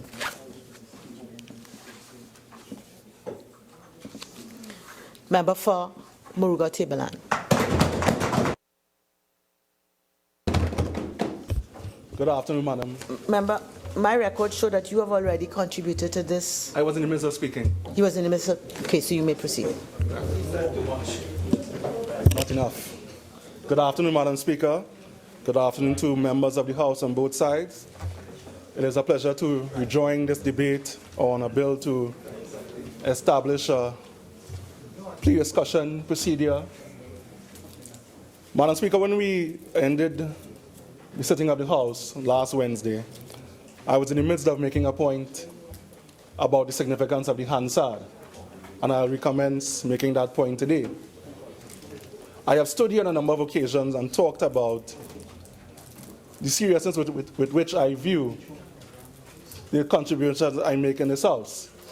And part of that has to do with, of course, my training as an academic. However long one has this thing called a career in politics, could be long, could be decades long, like some members opposite, could be very short. There is one thing that will stand in perpetuity, and that is the record of what one says when one takes one's legs in this House. And that is to be dealt with seriously. Madam Speaker, as a researcher, I have had recourse on a number of occasions to look at the Hansard in looking at particular aspects of history I was writing. And I sometimes wonder if the members who were standing at that time when they were talking were in full cognizance of the fact that what they were saying would be recorded and that record would stand. Madam Speaker, one reads all sorts of things in records like this. But I think it would be remiss of me, and moreover, I'll extend that to every single member of this House, that the point has been made on both sides that we are facing a very difficult situation in terms of the crime situation that we are facing. And government is trying to tackle that situation by a number of mechanisms. That we stand at this critical junction in our history, facing perhaps the most difficult situation we've faced for a number of decades, and that given the chance to make a serious intervention, a serious discussion on the legislation in front of us, that we waste that opportunity by saying something trite, by not addressing and understanding the seriousness of what we face, and not making the kind of contribution on either side that will work to the improvement of the circumstances we face. Madam Speaker, 5 years from now, 10 years from now, 100 years from now, someone is going to stand or someone is going to sit somewhere and look at the Hansard and examine what the politicians who stand in this House today were discussing. And even in the midst of a scourge of crime that is unprecedented in our history, members here do not understand the seriousness of what is facing us, and understand that we are all charged in our own separate ways to make a contribution to alleviate that seriousness. And if we stand and we evade the truth, or make arguments based on strawmanship, or make arguments that basically have nothing to do... Honourable Member, the 4 minutes of your original speaking time have now been spent. You're entitled to 15 more minutes if you wish to continue. Thank you, Madam Speaker. Yeah. Yes, Madam Speaker. If members do not understand that in the time we have here, given the circumstances we face, that we are charged with making interventions that are meaningful, and that not just for the betterment of the nation, but for their own legacies as members of Parliament, knowing that in the future someone is going to sit and look at what we've said, and whether we like it or not, judge us by what we say. Because at the end of the day, after our careers have gone and we've moved on in whatever way, what will stand are the words that we've said here, then I think we'll be all doing ourselves a disservice. Madam Speaker, Trinidad and Tobago is facing a crime situation of the likes we've never faced before in our history. The government of the day has the responsibility to do what is needed to alleviate that situation. Led by the Prime Minister and with the Attorney General at the helm as well, we have been tackling this situation using multiple facets, multiple aspects, multiple directions. Some of it operational, some of it legislative. We fully understand that no single law, no single act, no single bill is going to be a magic pill that will solve the problem, but we intend to bring multiple bills to this Parliament in an intention to tackle the situation. That is our responsibility, and we have been doing that. It has been my pleasure, however briefly, to stand and speak on behalf of the government on this bill, to support the Attorney General on everything that he is doing. I intend to do so on every serious bill that comes to this House, because I think as a member of Parliament and as a person who understands the legacy of history, I would be remiss if I did not do so. Thank you very much, Madam Speaker. Member for Chaguanas West. Thank you very much, Madam Speaker. I think that as I rise to make a contribution on this bill entitled An Act to Establish a System of Plea Discussions and Plea Agreement and for Matters Incidental Thereto, I must respond to my colleague, the Honourable Member for Moruga Tableland, the Honourable Minister in the Ministry of Education. In his contribution last week, Madam Speaker, he called Thomas Paine a traitor. Well, as a historian, he would recognize that that is not so. That is not so at all. In fact, in my early years, Madam Speaker, I had the fortunate chance to read The Age of Reason by Thomas Paine. And Thomas Paine made a contribution both to the thinking in France and in America. Both. No, you had your time. Both to his contribution. So that therefore, to engage and to castigate a man who in the 1700s, you know, American patriot. And he was an American patriot. So I want to say, historically, you are looking through that history through a skewed approach. The second point I want to make. The second point I want to make. The second point I wish to make, Madam Speaker, is that the honourable member for Moruga Tableland hoisted himself in a petard and lamented the lack of serious contribution on members of both sides. Members of both sides. You said this a few minutes ago, not making serious contribution on either side. So that is the lamentation. You said a few minutes ago. You know, Madam Speaker. You said that. Madam Speaker, you see, the member also indicated on the last occasion that the People's Partnership Administration did nothing. Did nothing in the area of legislation. You know, did nothing in the area of legislation as to what was done with respect to the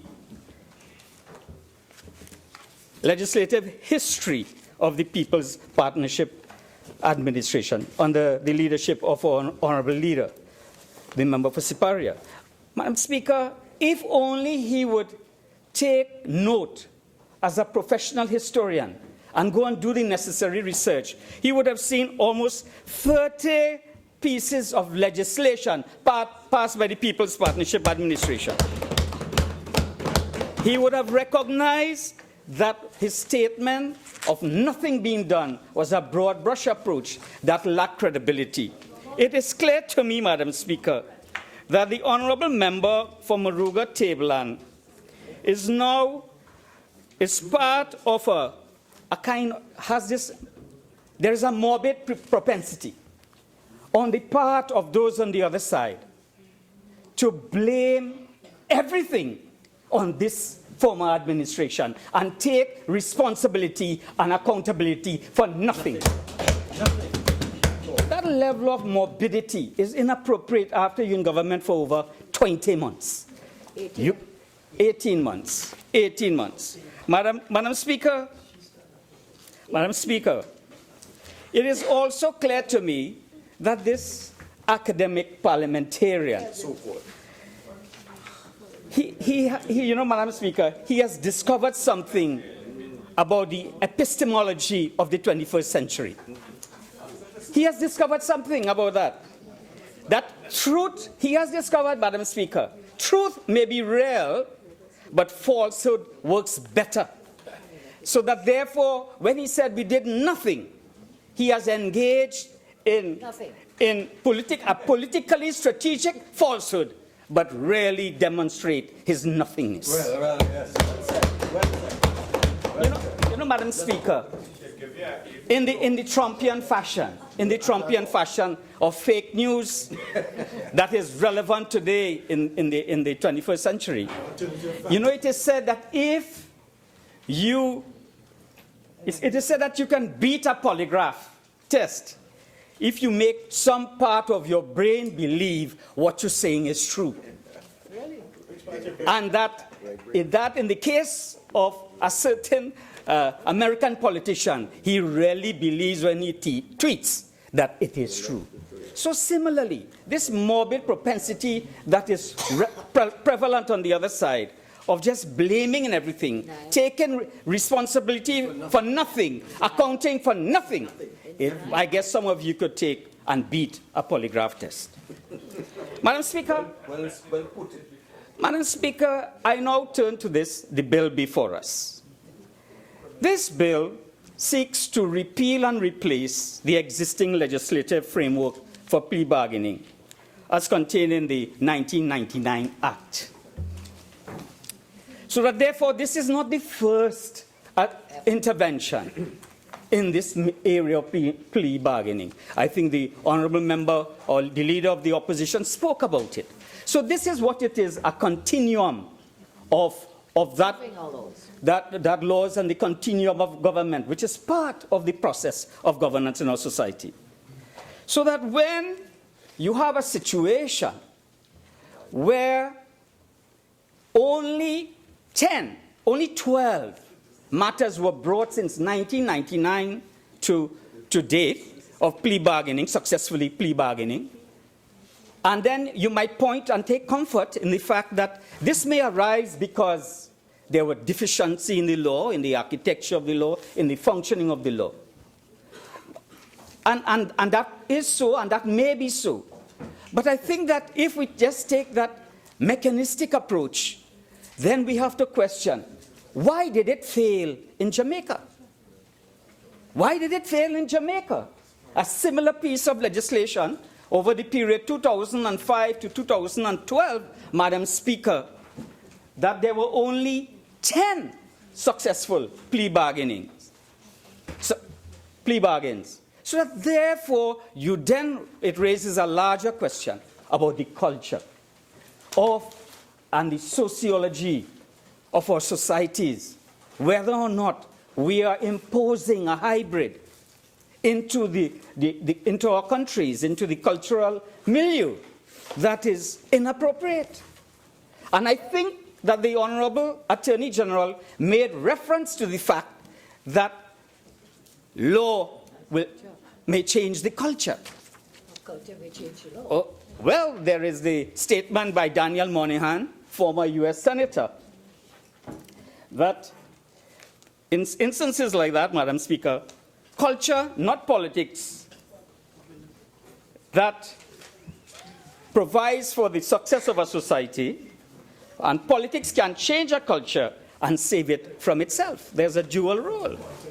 So the question is, what is the common thread between Jamaica and Trinidad and Tobago in which plea bargaining has been unsuccessful? Was it mechanistically the law, or was it culturally? In Jamaica, from the time the law was proclaimed in 2005 and then subsequently upgraded in 2010, there's the culture, informer dead. They regard it by the Jamaican legal profession as an informer's law, the plea bargaining, and therefore informers were dead. So that explains the sociological environment. And what is the commonality also between both countries, Madam Speaker? The narco corruption and the narco culture. I think the Honourable Member for Port of Spain North, St. Anne's West indicated in his contribution on this debate, and it was carried in the newspapers, that the role of this plea bargaining is to catch the big fish. To catch the big fish. Madam Speaker, I took the opportunity to look at what I considered to be the real big fish in Trinidad and Tobago in a matter litigated some years back. The Monos Island drug trial, 6 to serve life. And I'm sure my good friend, the member for Laventille West, is familiar with this trial. And it is said that in the newspaper of May 10, 2008, Madam Speaker, in the Newsday, escape of big fish alarming. Justice Alec York Sohan yesterday questioned why the main house at Passy Bay, Monos Island, was not searched following the August 25th drug bust, which netted 700 million in cocaine. The cocaine weighing over 1,700 kilograms with 7 firearms, 2 rifles, 3 pistols, 1 revolver, 1 submachine gun, and 247 rounds of assorted ammunition were found in the caretaker's cabin, which is adjacent to the main house.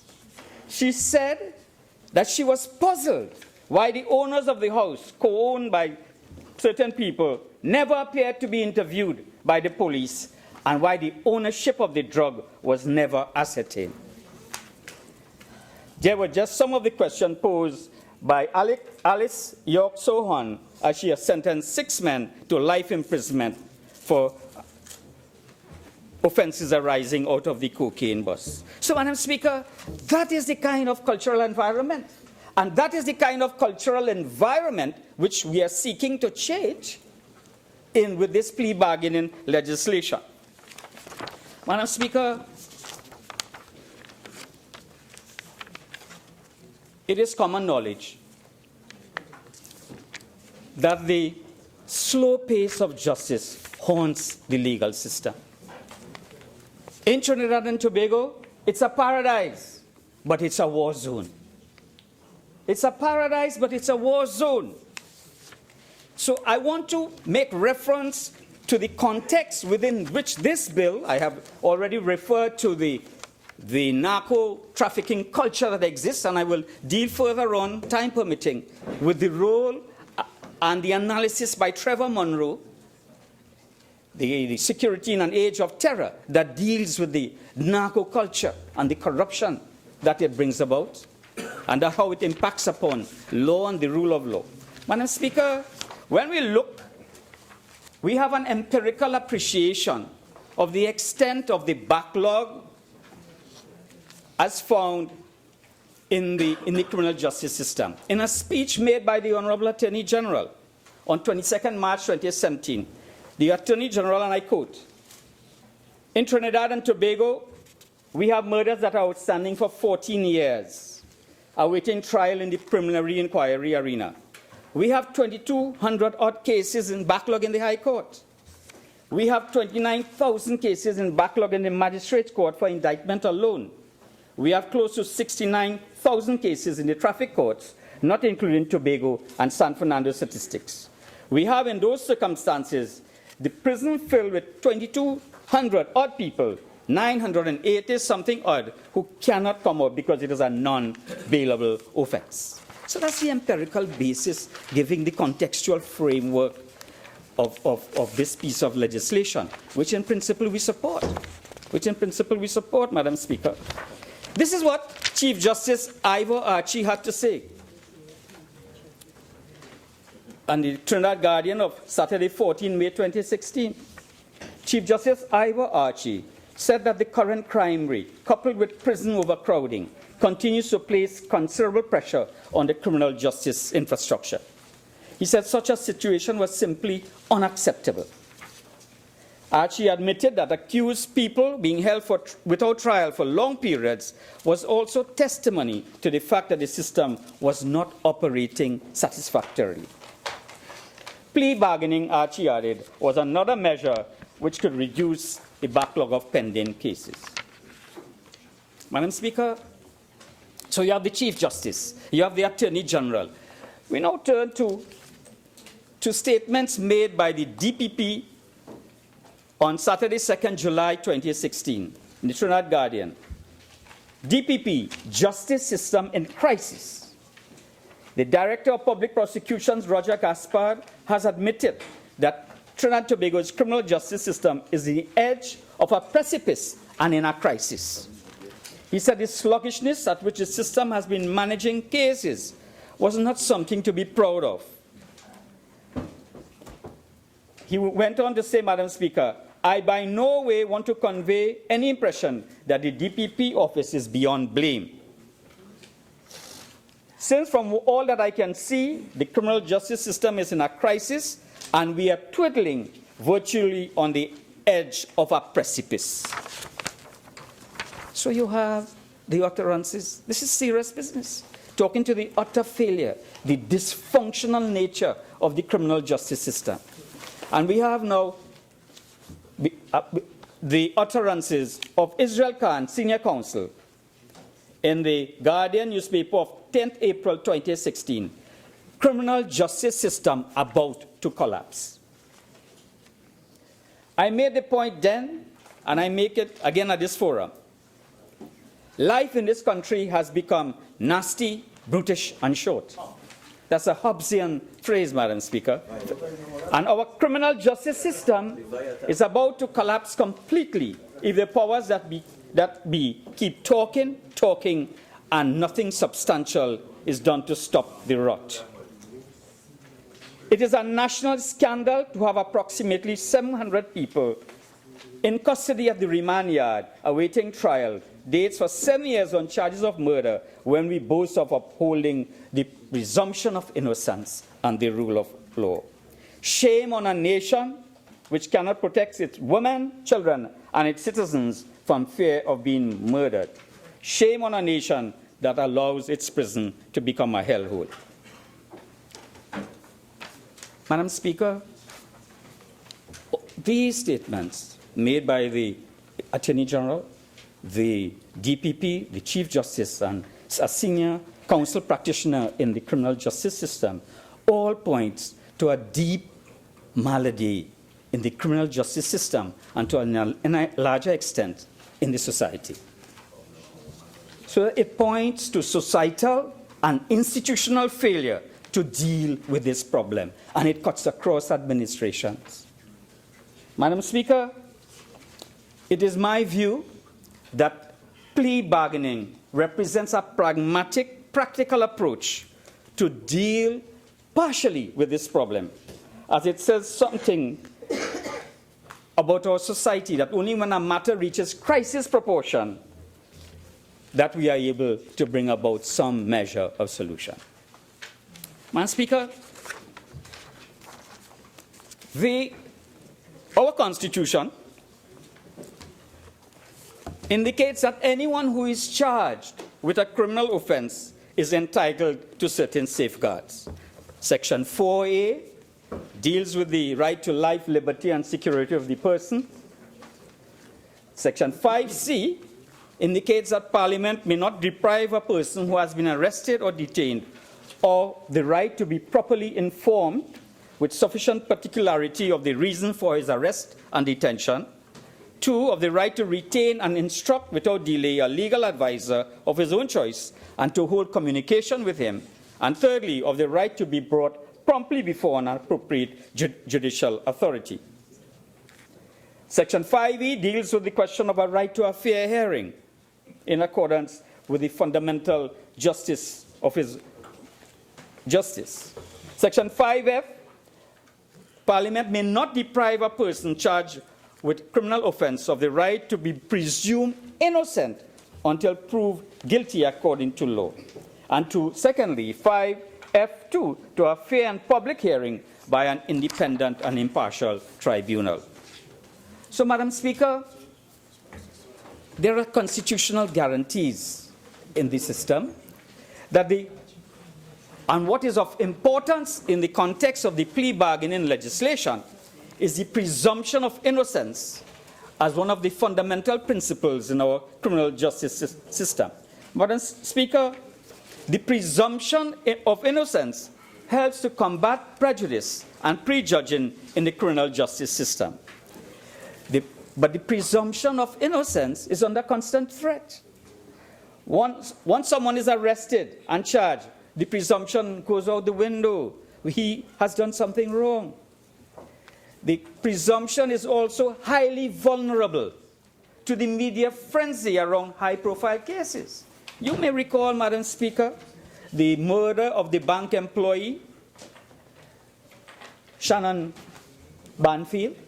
In that case, in that situation, the public judgment was swift and vicious. The crime was horrific, and the loss for retribution was palpable. The presumption of innocence is also under assault from fear-driven politics of crime. Because every day you see murder. Every day you have a murder count. And what do you have? You have, at times, the politicians panicking and seeking to get some kind of palliative to stop the problem rather than thinking of the long-term solution to the problem. We also have historically in our own society, punitive culture. So that therefore we seek to dole out punishment without really indicating that, look, we have constitutional guarantees of the presumption of innocence. Madam Speaker, by utilizing plea bargaining, we must be aware that the presumption of innocence is being further whittled down. In supporting, in this Parliament, supporting the plea bargaining, we are consciously uncoupling from the presumption of innocence by providing members to engage in pleading guilty. So there's a conscious uncoupling from the constitutional guarantee of the presumption of innocence. Madam Speaker, and that is why, as we would indicate with amendments, that safeguards are necessary to protect the innocent in a situation like that. Madam Speaker, so you have a situation. You have the contextual framework. You have the constitutional guarantees. It is now necessary to be able to define plea bargaining. What is this plea bargaining? Stated succinctly, Madam Speaker, it is a process to negotiate the resolution of a criminal case without a trial. And this resolution is often carried out between the prosecution and the defense. And in the context of the bill before us, the prosecutor is the attorney at law, directed and instructed and authorized by the DPP, and in some instances the defense attorney, and also the defense may stand by himself too. There are three areas generally of negotiating and plea bargaining: the charge bargain. For example, in return for dismissing a charge for murder, a prosecutor may accept a guilty plea for manslaughter, subject to the court of approval. Sentencing bargaining is another element, so that therefore, in return for a lighter sentence, the accused would agree to a plea of guilty. It saves the prosecution the necessity of going to trial and proving its case. It provides the defendant with an opportunity for a lighter sentence. And then, of course, there is fact bargaining, so that therefore there's an agreement not to introduce certain facts once you agree upon the facts. But, Madam Speaker, the validity of a plea bargain is dependent upon three essential components: a knowing waiver of rights, a voluntary waiver, and the factual basis to support the charges to which the defendant is pleading guilty. The voluntary plea has two elements. the defendant must understand to what he is pleading, and he must make the plea of his own free will. He must not be pressured by anyone to plead guilty. If at the time he pleaded, the defendant was subject to such pressure that he did not genuinely have a free choice between guilty and not guilty, then his plea is a nullity. Madam Speaker, under the plea bargain system, you cannot say guilty with an explanation. There is no room, as in the American system, of the Alford plea. So the plea of guilty must be unambiguous. Madam Speaker, because there are constitutional guarantees and because of the history and the emergence of plea bargaining from an international perspective in the American system, transplanted to other jurisdictions like New Zealand, Australia, to a limited extent in fraud in Great Britain, in the Bahamas, in Barbados, in Jamaica, there are established notions of pros and cons of plea bargaining. Madam Speaker, but the case law and the research material in plea bargaining all concern ethics and morals, both professional. Madam Speaker, plea bargaining is unfair because it is said in terms of abolishment, plea bargaining is unfair because defendants forfeit some of their rights, including the right to trial by jury. Plea bargaining is coercive. Plea bargaining allows criminals to defeat justice, thus diminishing the public respect for the criminal justice system. Plea bargaining raises the possibility that innocent people will plead guilty to crimes they did not commit. Plea bargaining undermines the consistency of outcomes.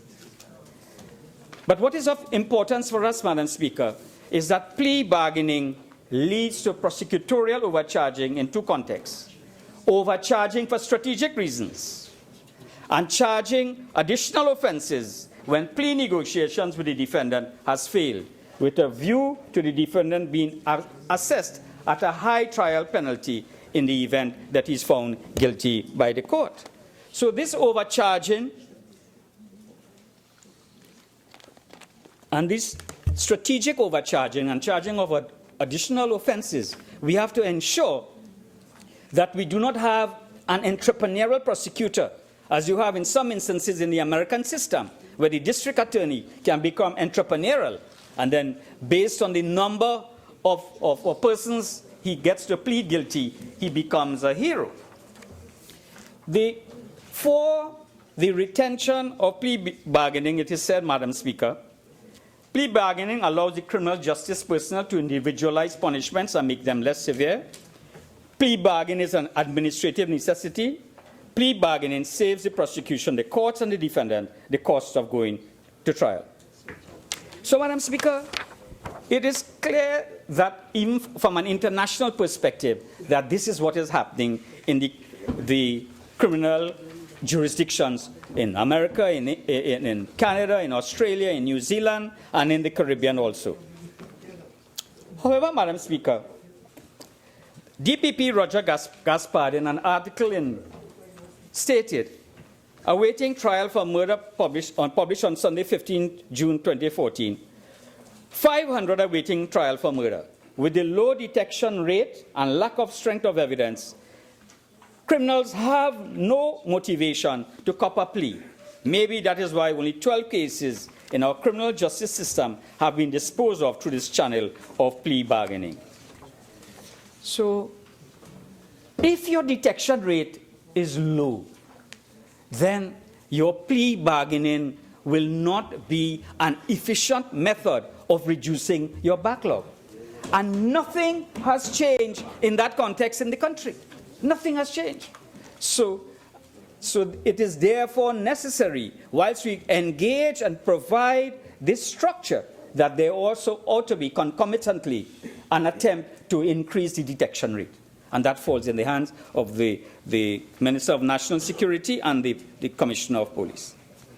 Madam Speaker, in a document entitled Plea Reform of the Criminal Procedure System and Reform of the Criminal Procedure System, the authors of this document, Pamela Elder, SC, and Ms. Jahan Mohammed.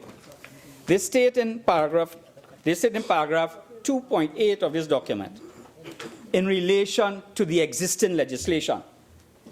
An examination of the Act reveals several deficiencies which have to be addressed. These include unclear and narrow definitions, limited incentives for a guilty plea, absence of significant provisions such as the reception and use of victim impact statements, guidelines to be followed at plea agreements hearing, and the rights of an accused if a plea agreement is rejected by the court. Messrs. Elder and Mohammed go on to do a comprehensive analysis of the existing law and put forward some 60 recommendations, a summary which is contained in Chapter 5 of their paper, Madam Speaker. And I quote from that, Madam Speaker. In light of the extensive amendments required, we recommend that the entire Act be repealed. It is hoped that the recommendation advanced in this paper would assist in the drafting of new plea bargaining legislation, which have a greater usage than the current Act. So, Madam Speaker, so as a result of that work done in 2014, and then the subsequent drafting, we have the current piece of legislation. And whilst members would like to jump over that historical fact, as the member for Moruga Tableland did, it is that continuum of policy, that continuum of government, that is why the current bill is before us. Madam Speaker, at this juncture, Honourable Member, your original 30 minutes have expired. You're entitled to 15 more minutes if you wish to avail yourself of it. Thank you, Madam Speaker. You may proceed. Thank you, Madam Speaker. At this juncture, Madam Speaker, I'd like to look at some of what I consider to be concerns and deficiencies in the Act, in the current piece of current bill before us. Madam Speaker, Section 4.1 of the bill, Section 4.1 of the bill says, a promise to proceed by summons rather than by information. Madam Speaker, I'm advised by persons in the profession that that is impractical. For certain offenses such as possession of firearms and ammunition, possession of marijuana, certain fraud offenses, those matters must be laid via information because it is an indictable offense. Once laid and the accused is brought before the court, the prosecution at that point in time elect, which gives the accused the right to have the matter heard in the magistrate court or the high court. Matters that can be tried either way are referred to as hybrid offenses. If a charge is not properly laid, then the accused would be improperly before the court. In Clause 10C, Madam Speaker, in Clause 10C,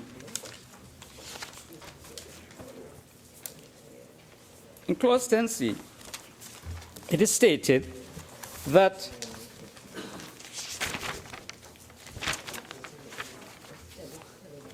the court has been informed of the, and I quote from Clause 10C, the court has been informed of the matters set out in paragraphs A and B and approves of the initiation of a plea discussion in the presence of an independent third party identified by the court in writing. Madam Speaker, the question is, how will this work in practice? I think my colleague, in fact, he was very emphatic on this. Who is this independent third party, the member for Caroni Central? And how will this matter be brought back before the court? Is that the prosecutor will have to appear in court before the plea agreement and inform the court and obtain the requisite consent? A procedural approach has to be adopted to ensure that this section is practical. Section 18, Madam Speaker. Madam Speaker, this section suggests that the prosecutor is the person entrusted with the task of taking a victim impact statement. The question that arises, at what stage does the prosecutor would the statement be taken? Criminal practice requires the police to take statements from the person making the report. Generally, it is the police who should take the statement from the victim, since they are the first responders to the crime. And, Madam Speaker, currently before the courts, in the practice direction given on Goodyear by the Honorable Chief Justice after consultation with members of the criminal justice system, is that in the maximum sentence indication, it is the police who bring the victim statements, so that you have a problem. And then additionally, it takes so much time for the DPP to give authorization in writing. And further, this section omits, Madam Speaker, the accused's right to have the victim cross-examined on the content of his victim impact statement. And this is a point also made by the Honorable Leader of the Opposition. Madam Speaker, the government has failed in this bill to indicate what incentives are attractive in the bill in order to encourage persons to want to enter into a plea discussion and conclude a plea agreement. It speaks strictly of procedure, but to no advantage to the accused. So the current legislation is flawed, but you're perpetuating that flaw in the current bill before us. In order, Madam Speaker, for the bill to function effectively, there is an urgent need for the bill to introduce new custodial sentences, which could only be applicable to persons who enter into a plea discussion and plea agreement. It is concluded, Madam Speaker, that this was in the draft bill. I am advised, Madam Speaker, it was in the draft bill, and why this current bill is totally silent on new custodial sentences. The new custodial sentences can be suspended sentences, as it takes place in the barbarous Section 6 of the Penal Reform System, of the Penal Reform Act. Intermittent custody is also an option, Madam Speaker, as in the Criminal Justice Act of the UK. In Canada is Section 732 of the Criminal Code. Presently, Madam Speaker, in the High Court, there is the process known as the MSI, Maximum Sentence Indication. And that therefore you have a situation where someone is charged for murder, they plead guilty to the lesser charge of manslaughter, they go before the court, the defense counsel writes the DPP then authorizes that lesser count, and then they go for sentencing before the judge. In a case that took place very recently, the accused spent 8 years in the prison. The maximum sentence was 16 years. When they discounted, it went to 10.5 years. And then with the further 8 years, the person will serve 2.5 years. So the system is working. But in this case, there will be no rejection by the judge. The situation is one in which the sentence will be carried out, and there is no rejection by the judge. And I want to know, Madam Speaker, why are we removing the penalties for improper inducement? In the old act, in the words of the Ezra Khan, in this Hobbesian society where life is mostly brutish and short, what are we going to do with an entrepreneurial prosecutor? He might want to cut corners, and that therefore there ought to be some penalty for the prohibition of inducements. There ought to be. Madam Speaker,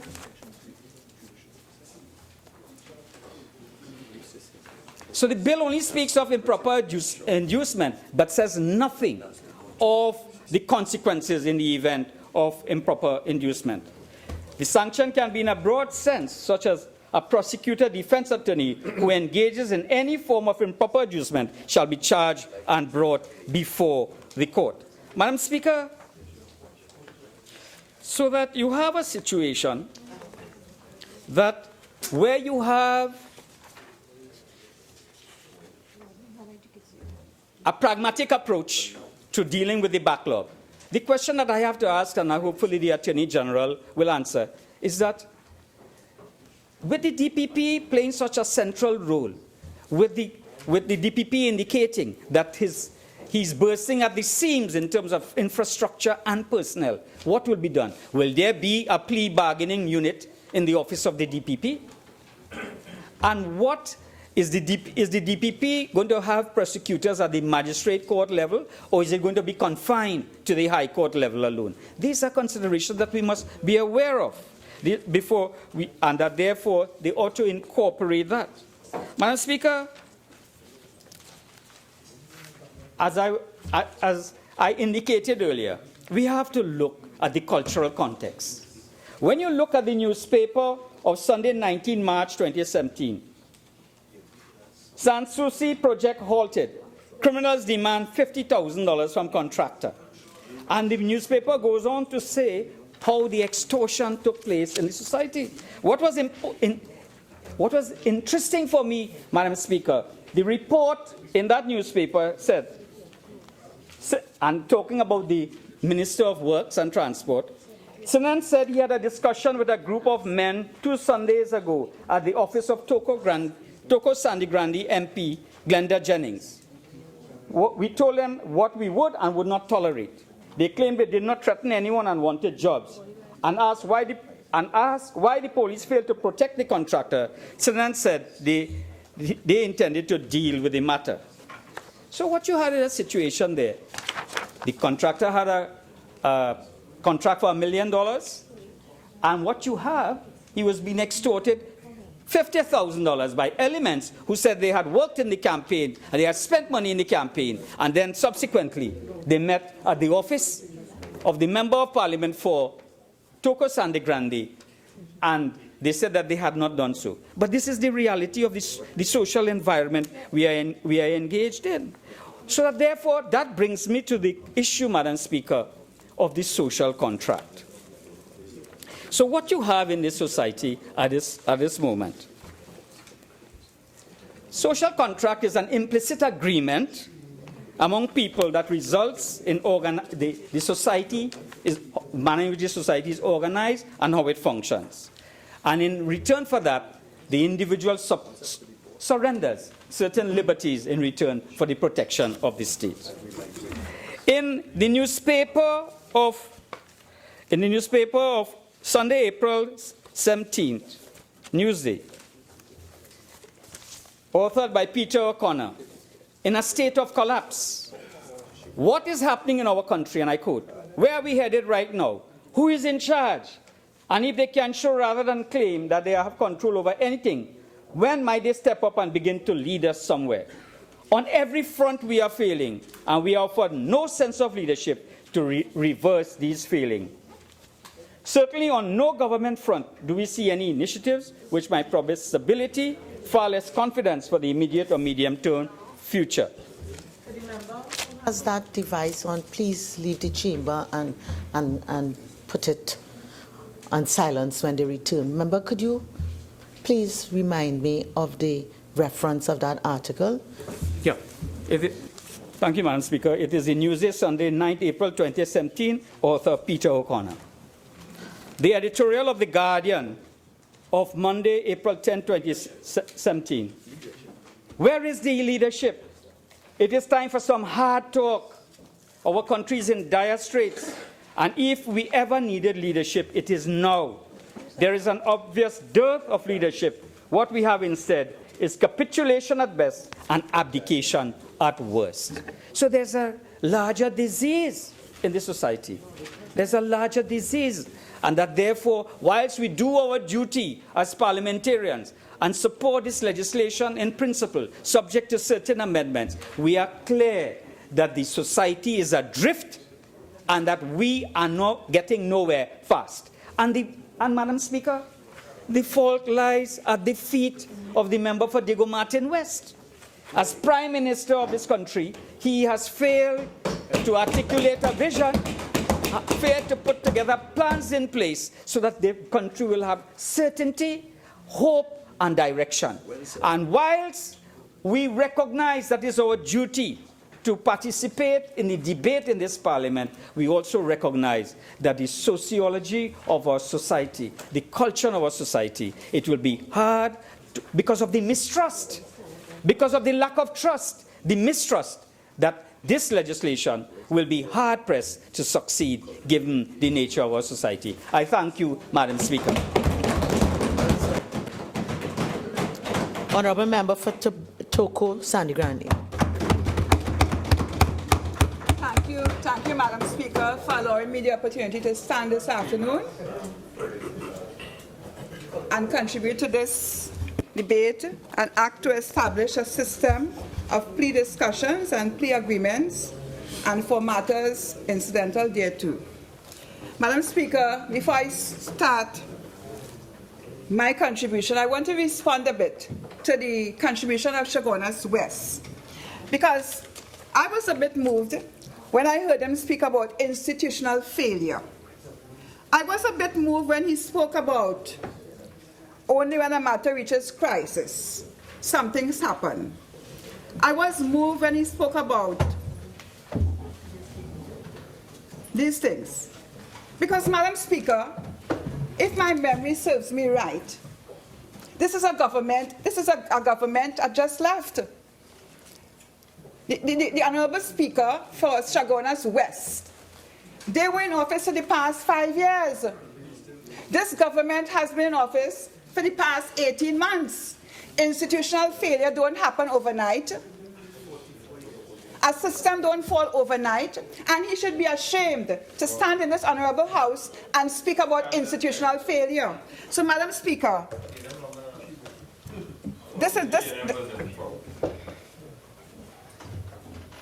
Madam Speaker, I want to start my contribution by first going back to an article, October 12, 2003, written by Francis Joseph, and it says, dependent on a criminal for conviction. And it reads, accomplice evidence is nothing new in Trinidad and Tobago. While the subject remains a burning issue, in recent years, accomplice witnesses have been given crucial evidence for the prosecution. And Madam Speaker, we saw in the Abdul Malik case where 2 bodies were buried, gruesome killing of Gaylan Benson and Belmont Barber Joseph Skerrett.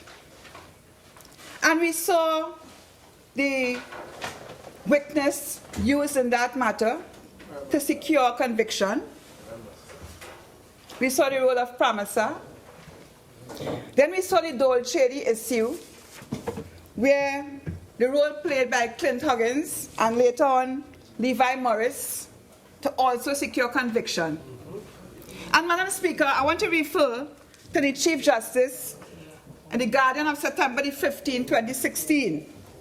And he spoke of the slow pace of, I'm quoting here, the slow pace of judgment.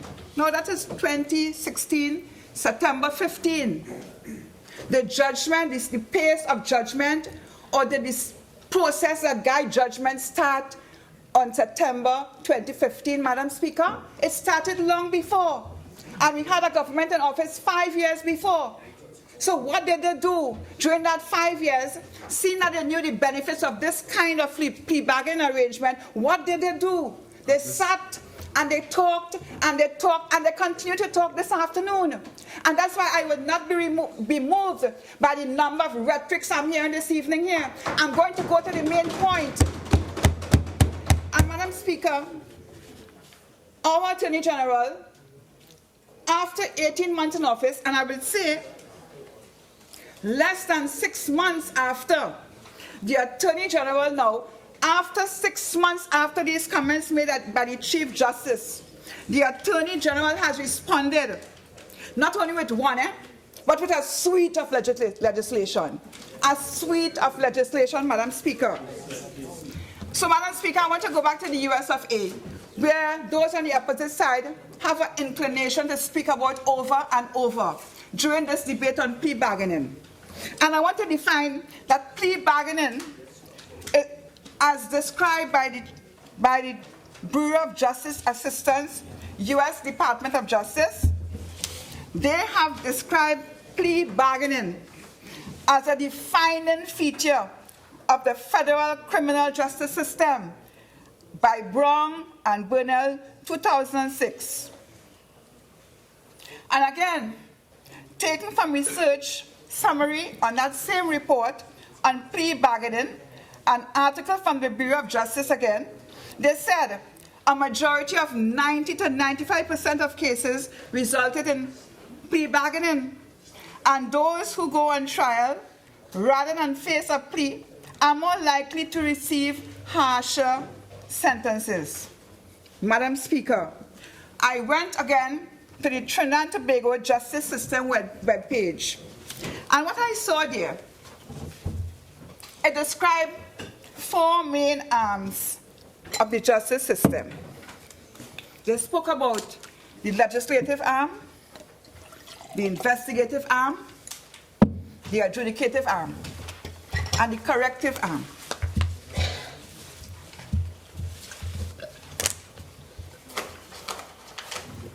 And Madam Speaker, the legislative arm is to make laws. The investigative arms investigate and detect crime and criminality. Adjudicative arm engage a system of trial. The corrective arm provide correction and rehabilitation. So, Madam, plea bargaining could redound to assist all the arms of the justice system. Today, I would look at the cycle of crime and violence and what the plea bargaining can do to help reduce and prevent crime.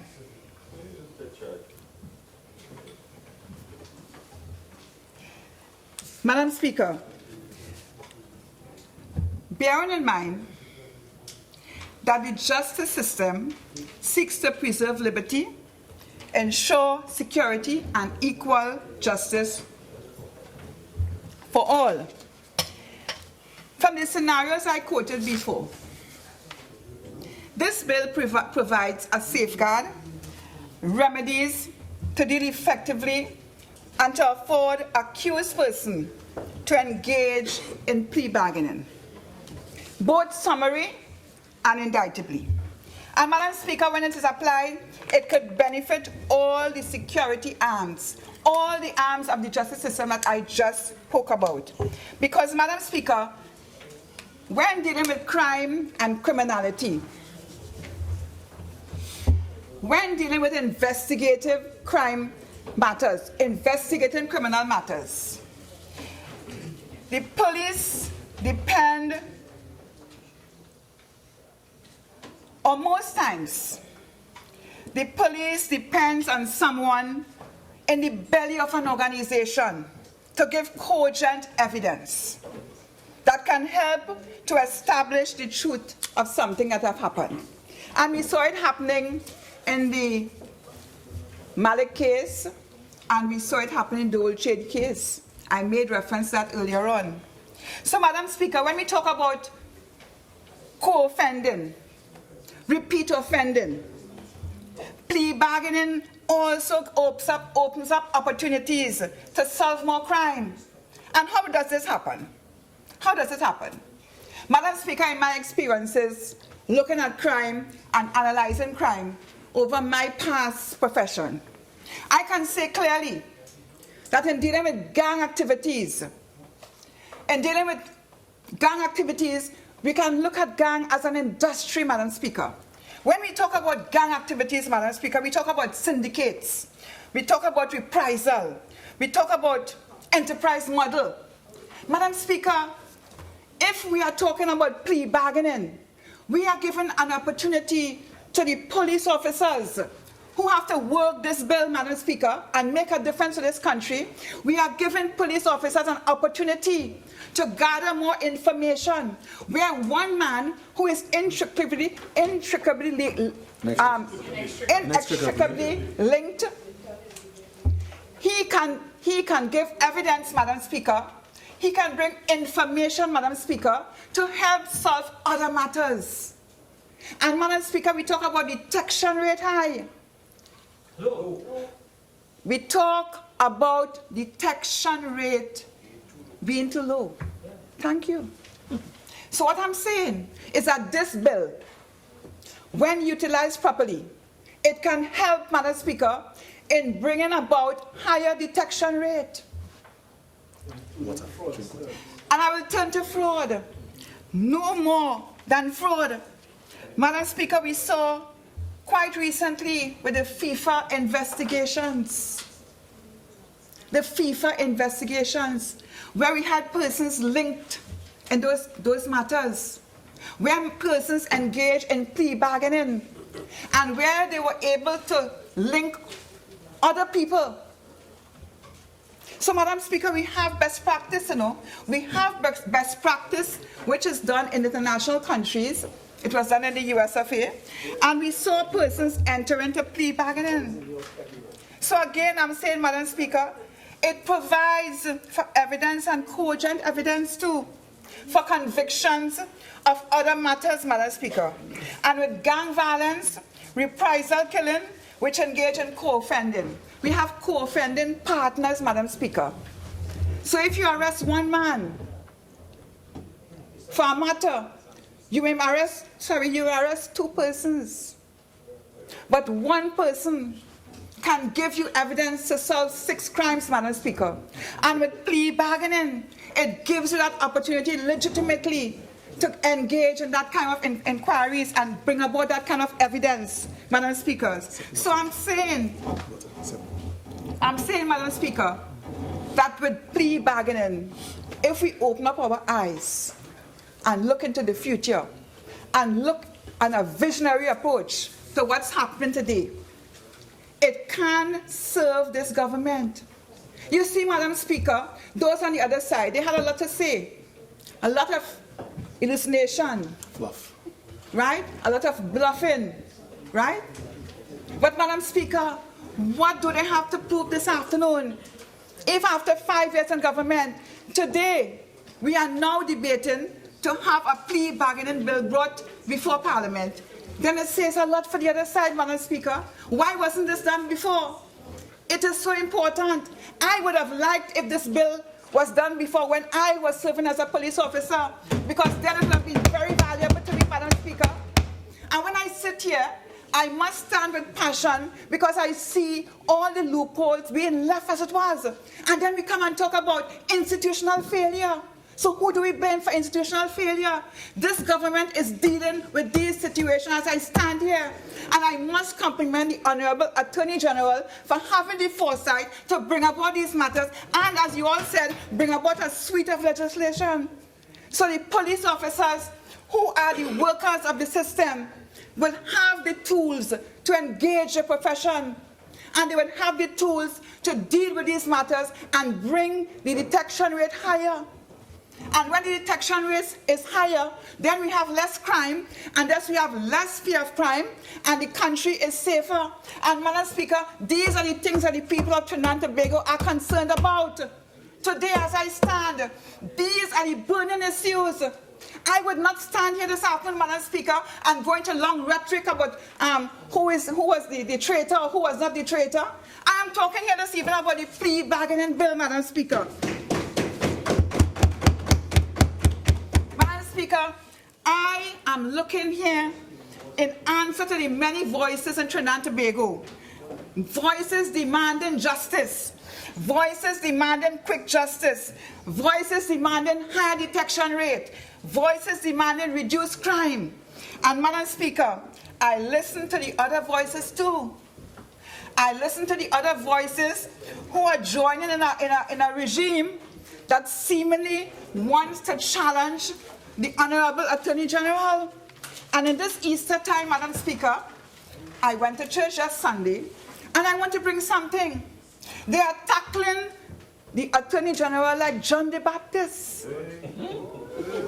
Like, yes, in the same way that they asked, Herod asked to get the head of John the Baptist, that group of people in this country seemingly looking to target at John the Baptist, who is our Attorney General. But I'm telling you, Madam Speaker, I stand here in strong defense of our Attorney General. I stand in defense of the Madam Speaker, but I want to say something. Now, John the Baptist's head was delivered to Herod, but I can tell you that our Attorney General's head will never be delivered to you and the offending parties out there.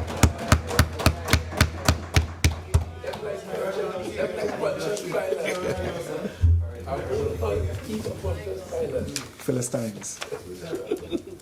And Madam Speaker, you see, we sit and we talk and we complain, and at the end of the day, yes, I know I would have engaged some interest in that particular line.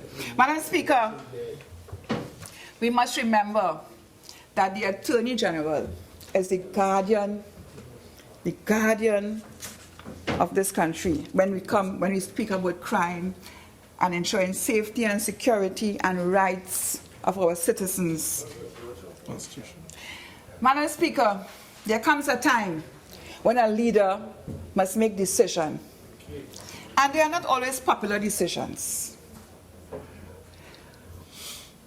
The Prime Minister of Trinidad and Tobago, Madam Speaker, he has to stand and he has to make decisions for the benefit of the majority of all the people of Trinidad and Tobago, not some. He makes decisions for the greater good of all of this country. So that when we stand and we make these decisions in Parliament, we expect those on the other side to have objections to certain issues.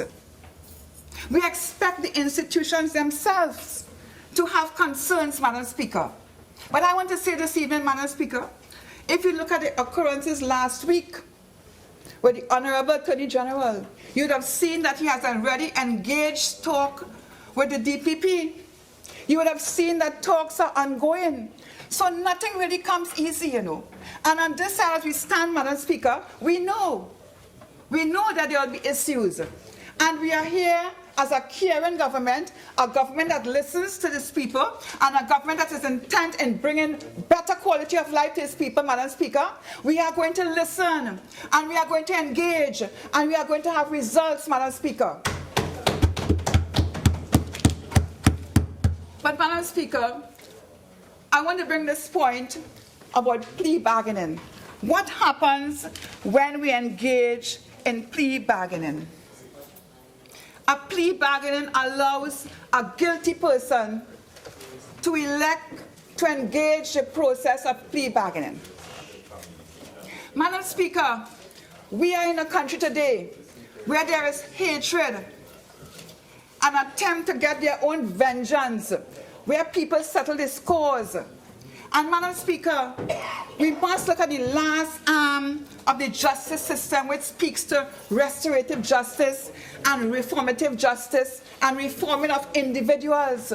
Madam Speaker, when a person builds up anger within them and they are given an opportunity to enter plea bargaining and settle that matter, Madam Speaker, the quick timing of this activity leaves that person in a correct frame of mind to be reformed, Madam Speaker. When we talk about reoffending and recidivism rates, we are talking about persons who have engaged in criminality and crime and come back to engage in reoffending. Madam Speaker, it is important that this country, our arms of the justice system, engage these persons and change their whole attitude, Madam Speaker. And plea bargaining sets up that frame or that framework to allow for individuals along that path to be reformed. Madam Speaker, when we speak about crime and reducing crime and increasing detection rate, it's a cycle. It's a whole cycle. Because even violence, we have a cycle of violence, Madam Speaker. And today, as I stand here in this honorable house, Madam Speaker, I must speak to the issues of the cycle of crime and the cycle of violence. And we have a whole arm, a justice arms, the arms of justice system to deal with these situations, Madam Speaker. It's no one fix all. There is no one fix all for the situation we face in Trinidad and Tobago today, Madam Speaker. We are facing a situation where a suite of legislation is most relevant, Madam Speaker. A suite of legislation which attends to the many needs of the various arms, of the various institutions, which attends to the institution of the policing, which attends to the institution of the prisons department, which attends to the institution of the courts and the hearings are court, Madam Speaker, which attends to the community members who serve as jurors, which attends to the community member who would feel a sense of safety, because now we are looking at things in a whole of government approach and a whole with multiplicity of approaches, Madam Speaker. What better interaction, what better intervention today when we speak about plea bargaining, and plea bargaining not just one, but a suite, among us a suite of legislation. Madam Speaker, this government today, I want to say, we are in serious times. And this government recognizes that we are in serious times. This morning, the Prime Minister of this country engaged the nation to let them know where we are. Yes, Madam Speaker, I come back to the plea bargaining bill, and I'm saying that because we are in serious time, we have a responsibility, because as I speak, there are noted lawyers and other people out there in society speaking against the bill. But I'm saying that it is our responsibility to uphold the elements and the bills that we built before this Honorable House, Madam Speaker. It is our responsibility to this nation to be truthful. We are a truthful government. We tell it as it is. And Madam Speaker, the opportunity, this government, Madam Speaker, will not go the route of our predecessors. You have made mistakes, and you have made many mistakes. And you have had opportunities to bring forth these bills before Parliament. You did not bring it. This government and this bill today, before Parliament, I say this bill is relevant. This bill will be useful. And Madam Speaker, this bill will certainly add to ensure that our justice system will be improved. I thank you, Madam Speaker. Member for Princetown. Thank you, Madam Speaker. Madam Speaker, let me first take the opportunity to thank you for the opportunity to contribute to the bill before the House today. Madam Speaker, I am almost certain that the intentions of bringing this bill to the Parliament was a noble one. It has been an issue that has been discussed in the public domain for some time now. It was a partnership government that had raised this particular issue a few years ago while in government, and it was certainly met with mixed reviews at that time. Today, Madam Speaker, we are involved in the continuum of government. We are here to try new measures that would assist in lifting the heavy burdens off the shoulders of our criminal justice system here in Trinidad and Tobago. Madam Speaker, I have heard from several speakers on the government side that the opposition is saying that this bill would not bring down the high rates of crime. And the member for Toco, Sangre, Grande, spoke very passionately about that. She spoke very passionately about the intentions of this bill, assisting in the different arms of the state through the criminal justice system to bring down the high levels of crime. But, Madam Speaker, they are right. Members of the government are right. They are right that this particular piece of legislation will not bring down high levels of crime. But as per usual, they only tell half of the story. We in the opposition, Madam Speaker, what we are saying is that there must be a multi-pronged approach to dealing with the administration of justice. There must be a simultaneous approach to fighting crime while we clear the backlogs in the courts of our country. That is our point, Madam Speaker. Madam Speaker, we are not here to fight that this would not impact on the high crime rate. I believe that to the national population, that is already a given. Because this measure of plea bargaining is a post facto measure. What we are saying, Madam Speaker, is tell us what are the legislative and operational measures that would deal with the issue of prevention and detection. Madam Speaker, my intention today is to deal with a few issues with respect to plea bargaining. In terms of strengthening of evidence, in terms of sealing its impacts, the process and variations across the international spectrum, It also we're looking at our Commonwealth jurisdictions where we share a similar jurisprudence, but also looking at countries like the United States that have already advanced several areas with respect to plea bargaining. Madam Speaker, the member for St. Augustine, as well as the member for Urupuch East, touched the surface of the issue of evidence as it relates to plea bargaining. And Madam Speaker, again, my friend from Toco, Grande, I wanted to offer some advice through you, Madam Speaker. You see, you cannot be part of the solution when you are part of the problem. Madam Speaker, I refer to an article, Sunday, 19 March 2017, headlined, San Souci Project Halted. Criminals demanded $50,000 from a contractor. Madam Speaker, in that article it said that those complaining indicated that they campaigned with a politician in 2015 general election and they were promised work. Madam Speaker, we were later told in the same article that the Minister of Works said he had a discussion with a group of men 2 Sundays ago at the office of who? The member for Toco Grande MP, Glenda Jennings-Smith. The article goes on to say, we told them that we would and what we would and would not tolerate. They claimed they did not threaten anyone and wanted jobs. Asked why the police failed to protect the contractor, Sininan said they intended to deal with that matter urgently. Madam Speaker, today I ask in this Parliament, how did they deal with that matter? I ask in the Parliament, how do you profess to want to be part of the solution when in effect you participated in negotiations with criminals? That is the point, Madam Speaker. 1 and 6. I was waiting until he crossed the line. Member, in terms of that last statement, I'm sure you could find another way to put it. I rule that it has offended the Rule 48.6. Sure, Madam Speaker. Madam Speaker, I will move on from that point. Madam Speaker, in a Newsday article of Sunday, June 15, 2014, by Janelle D'Souza, the headline read, 500 awaiting trial for murder. In that article, Madam Speaker, the Director of Public Prosecution, Roger Gaspard, had this to say, and I quote, with the low detection rate and lack of strength of evidence, criminals have no real motivation to cop a plea. Madam Speaker, let me repeat that.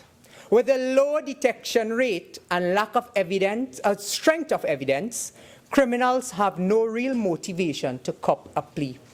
Madam Speaker, what has changed between then to now? Madam Speaker, what has changed is that the detection rate for criminal liability has and continues to drop, and therefore today, if we are looking to implement plea bargaining as a mechanism to deal effectively with the administration of justice, how then do we reconcile, Madam Speaker, that on the same hand, the evidence that we are dependent on to make these pleas stick and be successful in a challenging criminal justice system is non-existent because of poor detection rates? Madam Speaker, in the same article, the Honourable Chief Justice had this to say, we as lawyers, whether advocates or the judge, then have to try to explain all the concepts that we think we understand to a jury who we are never quite certain ever understands it. The article goes on to say that Archie expressed concern that with a jury there was a chance that the trial would be swayed by a more skilled negotiator instead of by a forensic exercise assessing information to arrive at a verdict or a plea within the law. Madam Speaker, both the Honourable Chief Justice and the Director of Public Prosecutions stated that while the statistics looked good and sounded good, the reasons persons charged with criminal offences were inclined to plead guilty was that it was so effective in the United States, but the problem was that it had an issue with respect to Trinidad and Tobago in our evidence gathering and the evidence that is presented to support these pleas.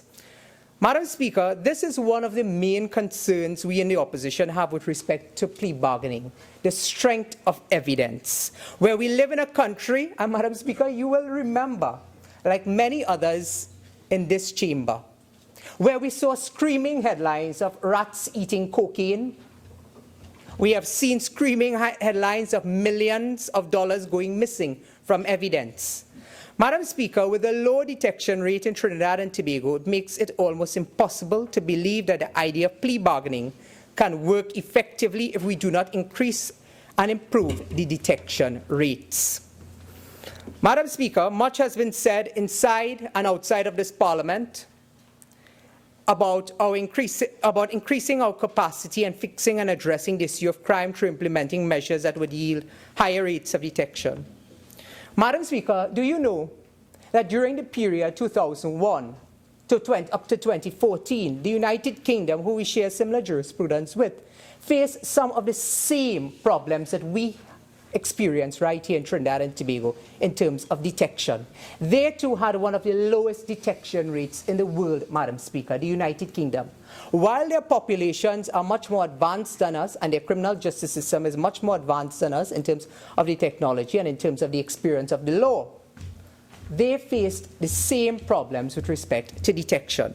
And the Leader of the Opposition, in a previous contribution, she spoke about how they tried to grapple with this issue of detection. And Madam Speaker, I would like to share through the criminal justice reports of 2007, 2009, and 2014, and up to 2017, January of 2017, where they were able to come up with measurable devices through their law and through their system to assist them in creating better rates of detection. Madam Speaker, today, if we are dealing with criminal procedure and plea bargaining, we must address the issues that would affect the success or the failure of these measures. Madam Speaker, let me for a few minutes discuss some of the areas that the UK focused on increasing their capacity in raising the detection rates. The crime in England and Wales 2009-2010, findings from the British Crime Survey and record, and can be found at the Home Office website for the United Kingdom government. Just a few weeks ago, as I said, Madam Speaker, they would have produced their last report with respect to detection rate. Madam Speaker, the Leader of the Opposition, I said, had spoken about some of these reports, and this is what those reports had to say. To have an effective plea bargaining arrangement, we must look at the problems that we face with respect to detection. The police detection rate, and I'm quoting now from the reports of the criminal justice system of the United Kingdom, 2017, January 23rd. Madam Speaker, it says that the police detection rate for all recorded crimes had fallen to an all-time low of only 24%, according to the Home Office figures published in 2001. While the annual police recorded crime figures show that the clear-up rate for burglary has fallen to the lowest level of only 12%, the statistics also show a worrying 4-point decline in detection rates for violent offences in the past year, which would have been in 2016. Madam Speaker, the overall crime figures show that the volume of recorded offences fell by 2.5 in the year to March 2001 to 5.2 offences, with the sharpest falls taking place in the burglary and car crime figures, as well as serious crimes that deals with criminal offences. These gains, however, were offset by a rise in violent crime for the third year in a row, but the rate of increase at 4.3 and slowing down one came compared to the alarming 16% rise in the year 1999. The Home Office said the fall in police detection rates from 34% in 1989 to only 24% in the last financial year was partly explained by the exclusion from the statistics of secondary clear-ups, such as criminals admitting to other offences during prison visits by the police. Officials admitted there that it did appear to be an underlying decline in the clear-up rate, particularly of violent crime, where it had fallen from 59% to 55% in the last year alone. Madam Speaker, the report went on to identify very clearly what were the successful measures that they implemented to deal with detection rates in terms of the increase in detection rates. And I believe that if we look at some of these measures ourselves right here in Trinidad and Tobago, that we will be able to see how some of this can work in tandem with the plea bargaining arrangement. Madam Speaker, the note that dealt with the particular measures indicated that it provided an update on a comprehensive 4-year program of work initiated in 2016, which aims to improve the design, coverage, and presentation of crime statistics for England and Wales. The work has already expanded the coverage of the crime survey for England and Wales to include crime types not previously incorporated, including new questions on fraud and cybercrime, which were introduced into the CSEW in October 2015. The development of a module of questions on adult respondents' recollection of abuse as a child, the results of which were published in August 2016. Ongoing work discussed in this note includes development to the crime survey to further expand its coverage and improve its estimates. You know, Madam Speaker, I heard my colleague from Toco, Grande, he said that the opposition only wants to talk and talk and talk, and that the time for talk is over. Madam Speaker, clearly it seems to me that this government has a problem with something called, you know what, Madam Speaker, multitasking. So what we are saying is that while you deal with this specific measure, it must be a multi-pronged approach. It cannot be that you're only bringing this one particular measure and you are not looking at detection, you are not looking at other ways in which we can actually apprehend criminals. And again, this measure purely deals with the thereafter, Madam Speaker. And that is why I was very hopeful that my friend from Toco, Grande and others would have indicated through the national population, using this opportunity to indicate to us, separate and apart from plea bargaining, what were also some of the other measures that you were putting in place. You know, Madam Speaker, as I sat here, I just found that another one of my constituents have been killed. And I said, how would plea bargaining have helped to save the life of that particular person, Madam Speaker? And those are the burning questions. And when you speak about burning questions in the society, the burning questions in the society is how do we keep our population safe? How do we apprehend these murders? How do we stop and prevent it from happening? And those are the questions, and those are the questions you on that side will have to answer, Madam Speaker. And no amount of gimmickry, no amount of the Prime Minister appearing on these programs would change these burning questions being asked by persons in our society. And Madam Speaker, you know, again, I find it I find it very, very strange that only this morning, today we are dealing with a measure of plea bargaining in our nation's parliament. But I find it very strange that up to this morning, the Prime Minister again is passing the buck on the police. When asked, how do you intend on dealing with serious crime in Trinidad and Tobago? Again, like Pontius Pilate, washed his hands. She spoke about John the Baptist. Well, we have Pontius Pilate through our member for the Go Martin West, who washes his hands of the problems that face the criminal justice system in our country, especially with respect to detection and prevention of crime, and passes the buck yet again. When they don't pass the buck to the opposition, who else they pass the buck to? To the police service. Madam Speaker, again, today this measure is dealing with the thereafter. We also want to hear about, Madam Speaker, what they intend on doing in terms of arresting the situation in Trinidad and Tobago. Madam Speaker, again, we're going through some of the measures that the Home Office looked at through those CSEW reports. They looked at domestic violence issues. And the Prime Minister told us, he said, I cannot choose for you. I cannot interfere in your bedroom matters. Madam Speaker, the CSEW report deals specifically with some of these domestic abuse statistics and how it can work in tandem, again, in terms of plea bargaining arrangements where it would have serious implications on other offenses. Madam Speaker, they spoke about the treatment of high-frequency repeat victimization in estimates derived from the CSEW. The crime survey for England and Wales was designed as a victimization survey to measure the number of victims in crime in the population. And Madam Speaker, in some ways, this bill attempts to address some of that by giving a voice to the victim. Madam Speaker, again, if we look at some of the measures that they implemented, again, if we insert some of this into our domestic legislation, then we can further strengthen it. And I know that the Leader of the Opposition, through other members as well, have indicated that we will be putting forward amendments, and these are some of the amendments that we will be putting forward as well. And I said, if we look at the crime survey for England and Wales up to 2016, 2017, it also deals with some of those issues with respect to bringing down serious crime. For example, Madam Speaker, when they spoke about, they said it is unlikely victims will not be able to remember the number of times that they were victims of criminal offenses. They spoke about issues such as robberies, house breakings, they spoke about rapes, they spoke about manslaughter, they spoke about murders as well.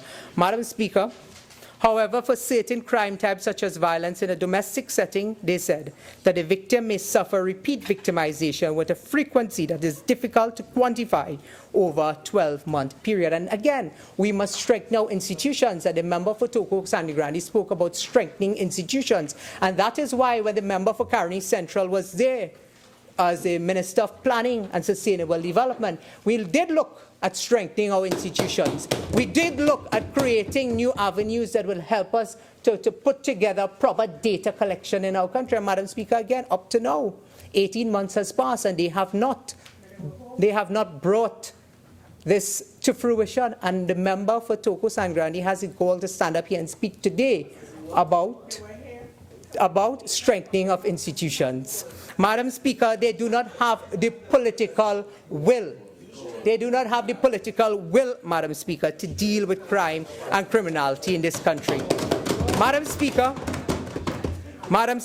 as part of the program of work to improve crime statistics for England and Wales, they said that they will be reviewing a full range of statistical outputs. This will include an extensive review of the data tables published with each release, focusing on improving the accessibility of the data. As part of this review, they said that they will be seeking views on whether there's a continuing need for all of the data that they publish and whether there are new needs for data which are not being currently produced. And again, Madam Speaker, sometimes a lot of offences go undocumented in Trinidad, it goes unreported. And those are some of the areas that we need to look into as well in terms of strengthening through this plea bargaining arrangement, Madam Speaker.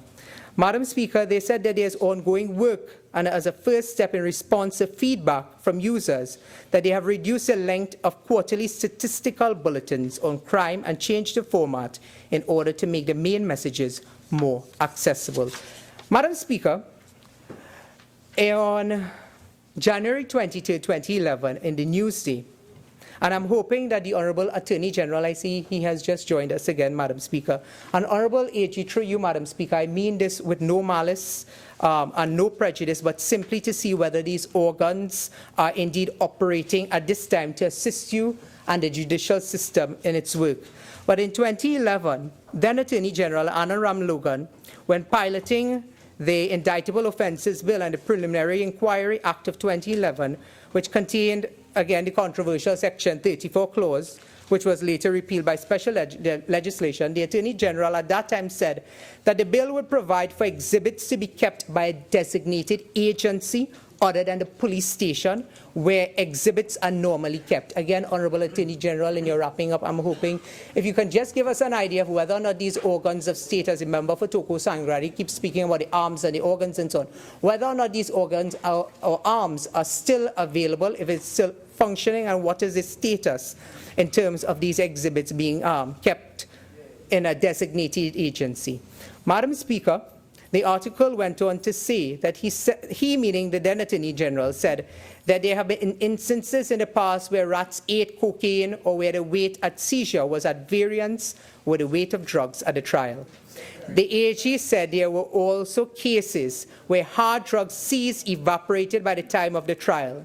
He said a magistrate would be empowered to say that money would be held by the central bank or drug exhibits held at the Forensic Sciences Center. And again, we know the problems that exist at the Forensic Sciences Center. Again, Honourable Attorney General, in your wrapping up, if you can tell us what is the state of play in terms of these exhibits being housed there, or what other arrangements have been put since then to now. Madam Speaker, he spoke about the move to abolish preliminary inquiries, meaning that the then Attorney General, and he said the Preliminary Inquiry Act had been in operation in the country since 1917. Its abolition is therefore historic, he said. Ram Logan said under the new system, the witness statements tendered by the prosecution would replace the evidence in chief. The magistrate would form a conclusion based on the witness statements. And again, Madam Speaker, we see provisions for these witness statements in the legislation. We hear about victims' reports and so on. And therefore, Madam Speaker, this is really a continuum in terms of governance, in terms of how we can further strengthen what we already had put in place through the partnership government, now a new administration in place, and in terms of how that they can seek to strengthen other pieces of legislation that would assist in our criminal justice system.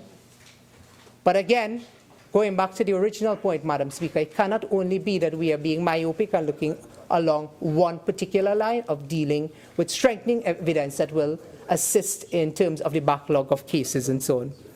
Madam Speaker, I want to deal with the issue of Clause 34 in the bill that deals with the sealing of the criminal records of persons who cop a plea. While several Commonwealth jurisdictions with whom we share our jurisprudence with has taken an arm's length approach to plea bargaining, as indicated on the last day, I believe, by the member for Porter Spain North, St. Anne's West, and he went through some of the various countries, whether it's Commonwealth countries where we share our jurisprudence or whether it was in the United States.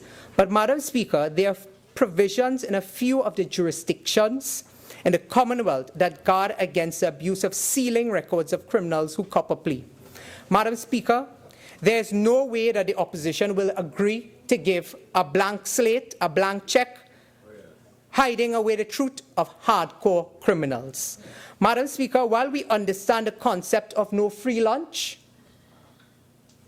especially in plea bargaining, there must be a process, and let us look at some of the jurisdictions that have established a process for the sealing of criminal records of persons who cop a plea.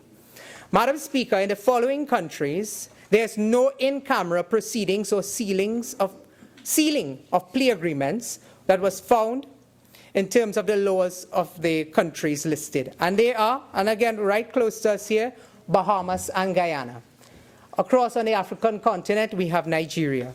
However, some of them, there are some forms of sealing with those proceedings being held in camera. In India, Madam Speaker, the accused is examined in camera by the judge to determine whether the accused voluntarily applied for plea bargaining. Otherwise, no provision was found limiting access to the plea agreement or court hearings. In Zambia, a plea agreement can be presented to the judge in open court or for good cause in a judge's chambers. Additionally, the court can seal plea negotiations and agreements upon application when it is in the interest of the effective administration of justice. Madam Speaker, Jamaica, our own CARICOM neighbor, in Section 18 of the plea agreement law permits the judge upon application or in his discretion to seal the plea agreements or negotiations.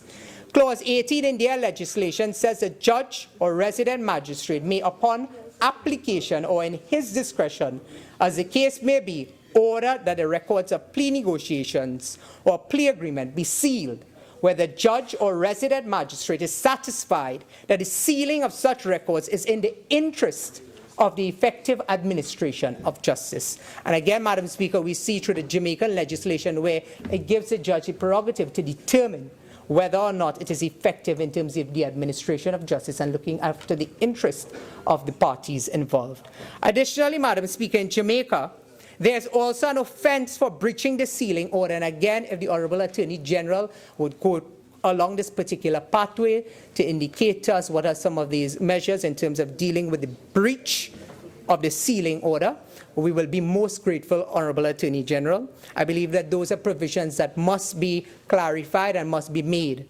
Madam Speaker, in Clause 19 of the Jamaican legislation, it says, every person having an official duty or being employed in the administration of this Act shall regard and deal with as secret and confidential all information relating to a plea agreement before it is presented to the court or consequent upon the records thereof being sealed by the court. Madam Speaker, in item 2, 19.2 of the legislation, Jamaican legislation again, I quote, every person referred to in subsection 1 having possession of or control over any documents, information or records, who at any time communicates or attempts to communicate anything contained in such documents or records or any such information to any person otherwise that in accordance with this act or pursuant to a court order shall be guilty of an offence and liable on summary conviction before a resident magistrate to a fine not exceeding $1 million or to imprisonment of a term not exceeding 12 months or to both such fine and imprisonment. 19.3 says, any person to whom information is communicated in accordance with this act shall regard and deal with such information as secret and confidential. 19.4, a person referred to in subsection 3 who at any time communicates or attempts to communicate with any information referred to in that subsection to any person otherwise than for the purposes of this act shall be guilty of an offence and liable on summary conviction before a resident magistrate to a fine not exceeding $1 million or to imprisonment for a term not exceeding 12 million or to both such an imprisonment. Madam Speaker, just a few days ago, we saw in Jamaica where the Minister of Justice, Delroy Chuck, he is urging for the greater use of extended plea bargaining legislation. Madam Speaker, an article appeared in the Jamaican Observer, Wednesday, April 5th, 2017. And it says, Minister of Justice Delroy Chuck wants people arrested for misdemeanors to allow their cases to go through the new Plea Negotiations and Agreement Act 2017 in order to help speed up the resolution of criminal cases. Those persons who are on the borderline innocent or guilty, their cases can be moved up the conveyor belt and decided earlier so that justice can be done in a timely manner. Madam Speaker, what I found quite interesting in that article is that the Honourable Minister of Justice of Jamaica indicated that the 2017 bill seeks to, 1, widen the definition of prosecutor to include people who are granted fiats to prosecute cases and persons who initiate private prosecutions. But it goes on to say to provide for post-sentence plea negotiation. Again, Madam Speaker, to provide for post-sentence plea negotiations. It also says to confirm the power of the plea judge to reduce penalties for assistance provided to the Crown or to impose lesser sentences than would have otherwise been imposed. It also, in the Jamaican Bill of 2017, it empowers the judge to order that records of negotiations or an agreement be sealed where the judge is satisfied that the sealing of the records is in interest of the effective administration of justice. 30 minutes have expired. You're entitled to 15 minutes. I would like to suggest that now is a convenient time for us to take the suspension. We shall resume at 5 o'clock.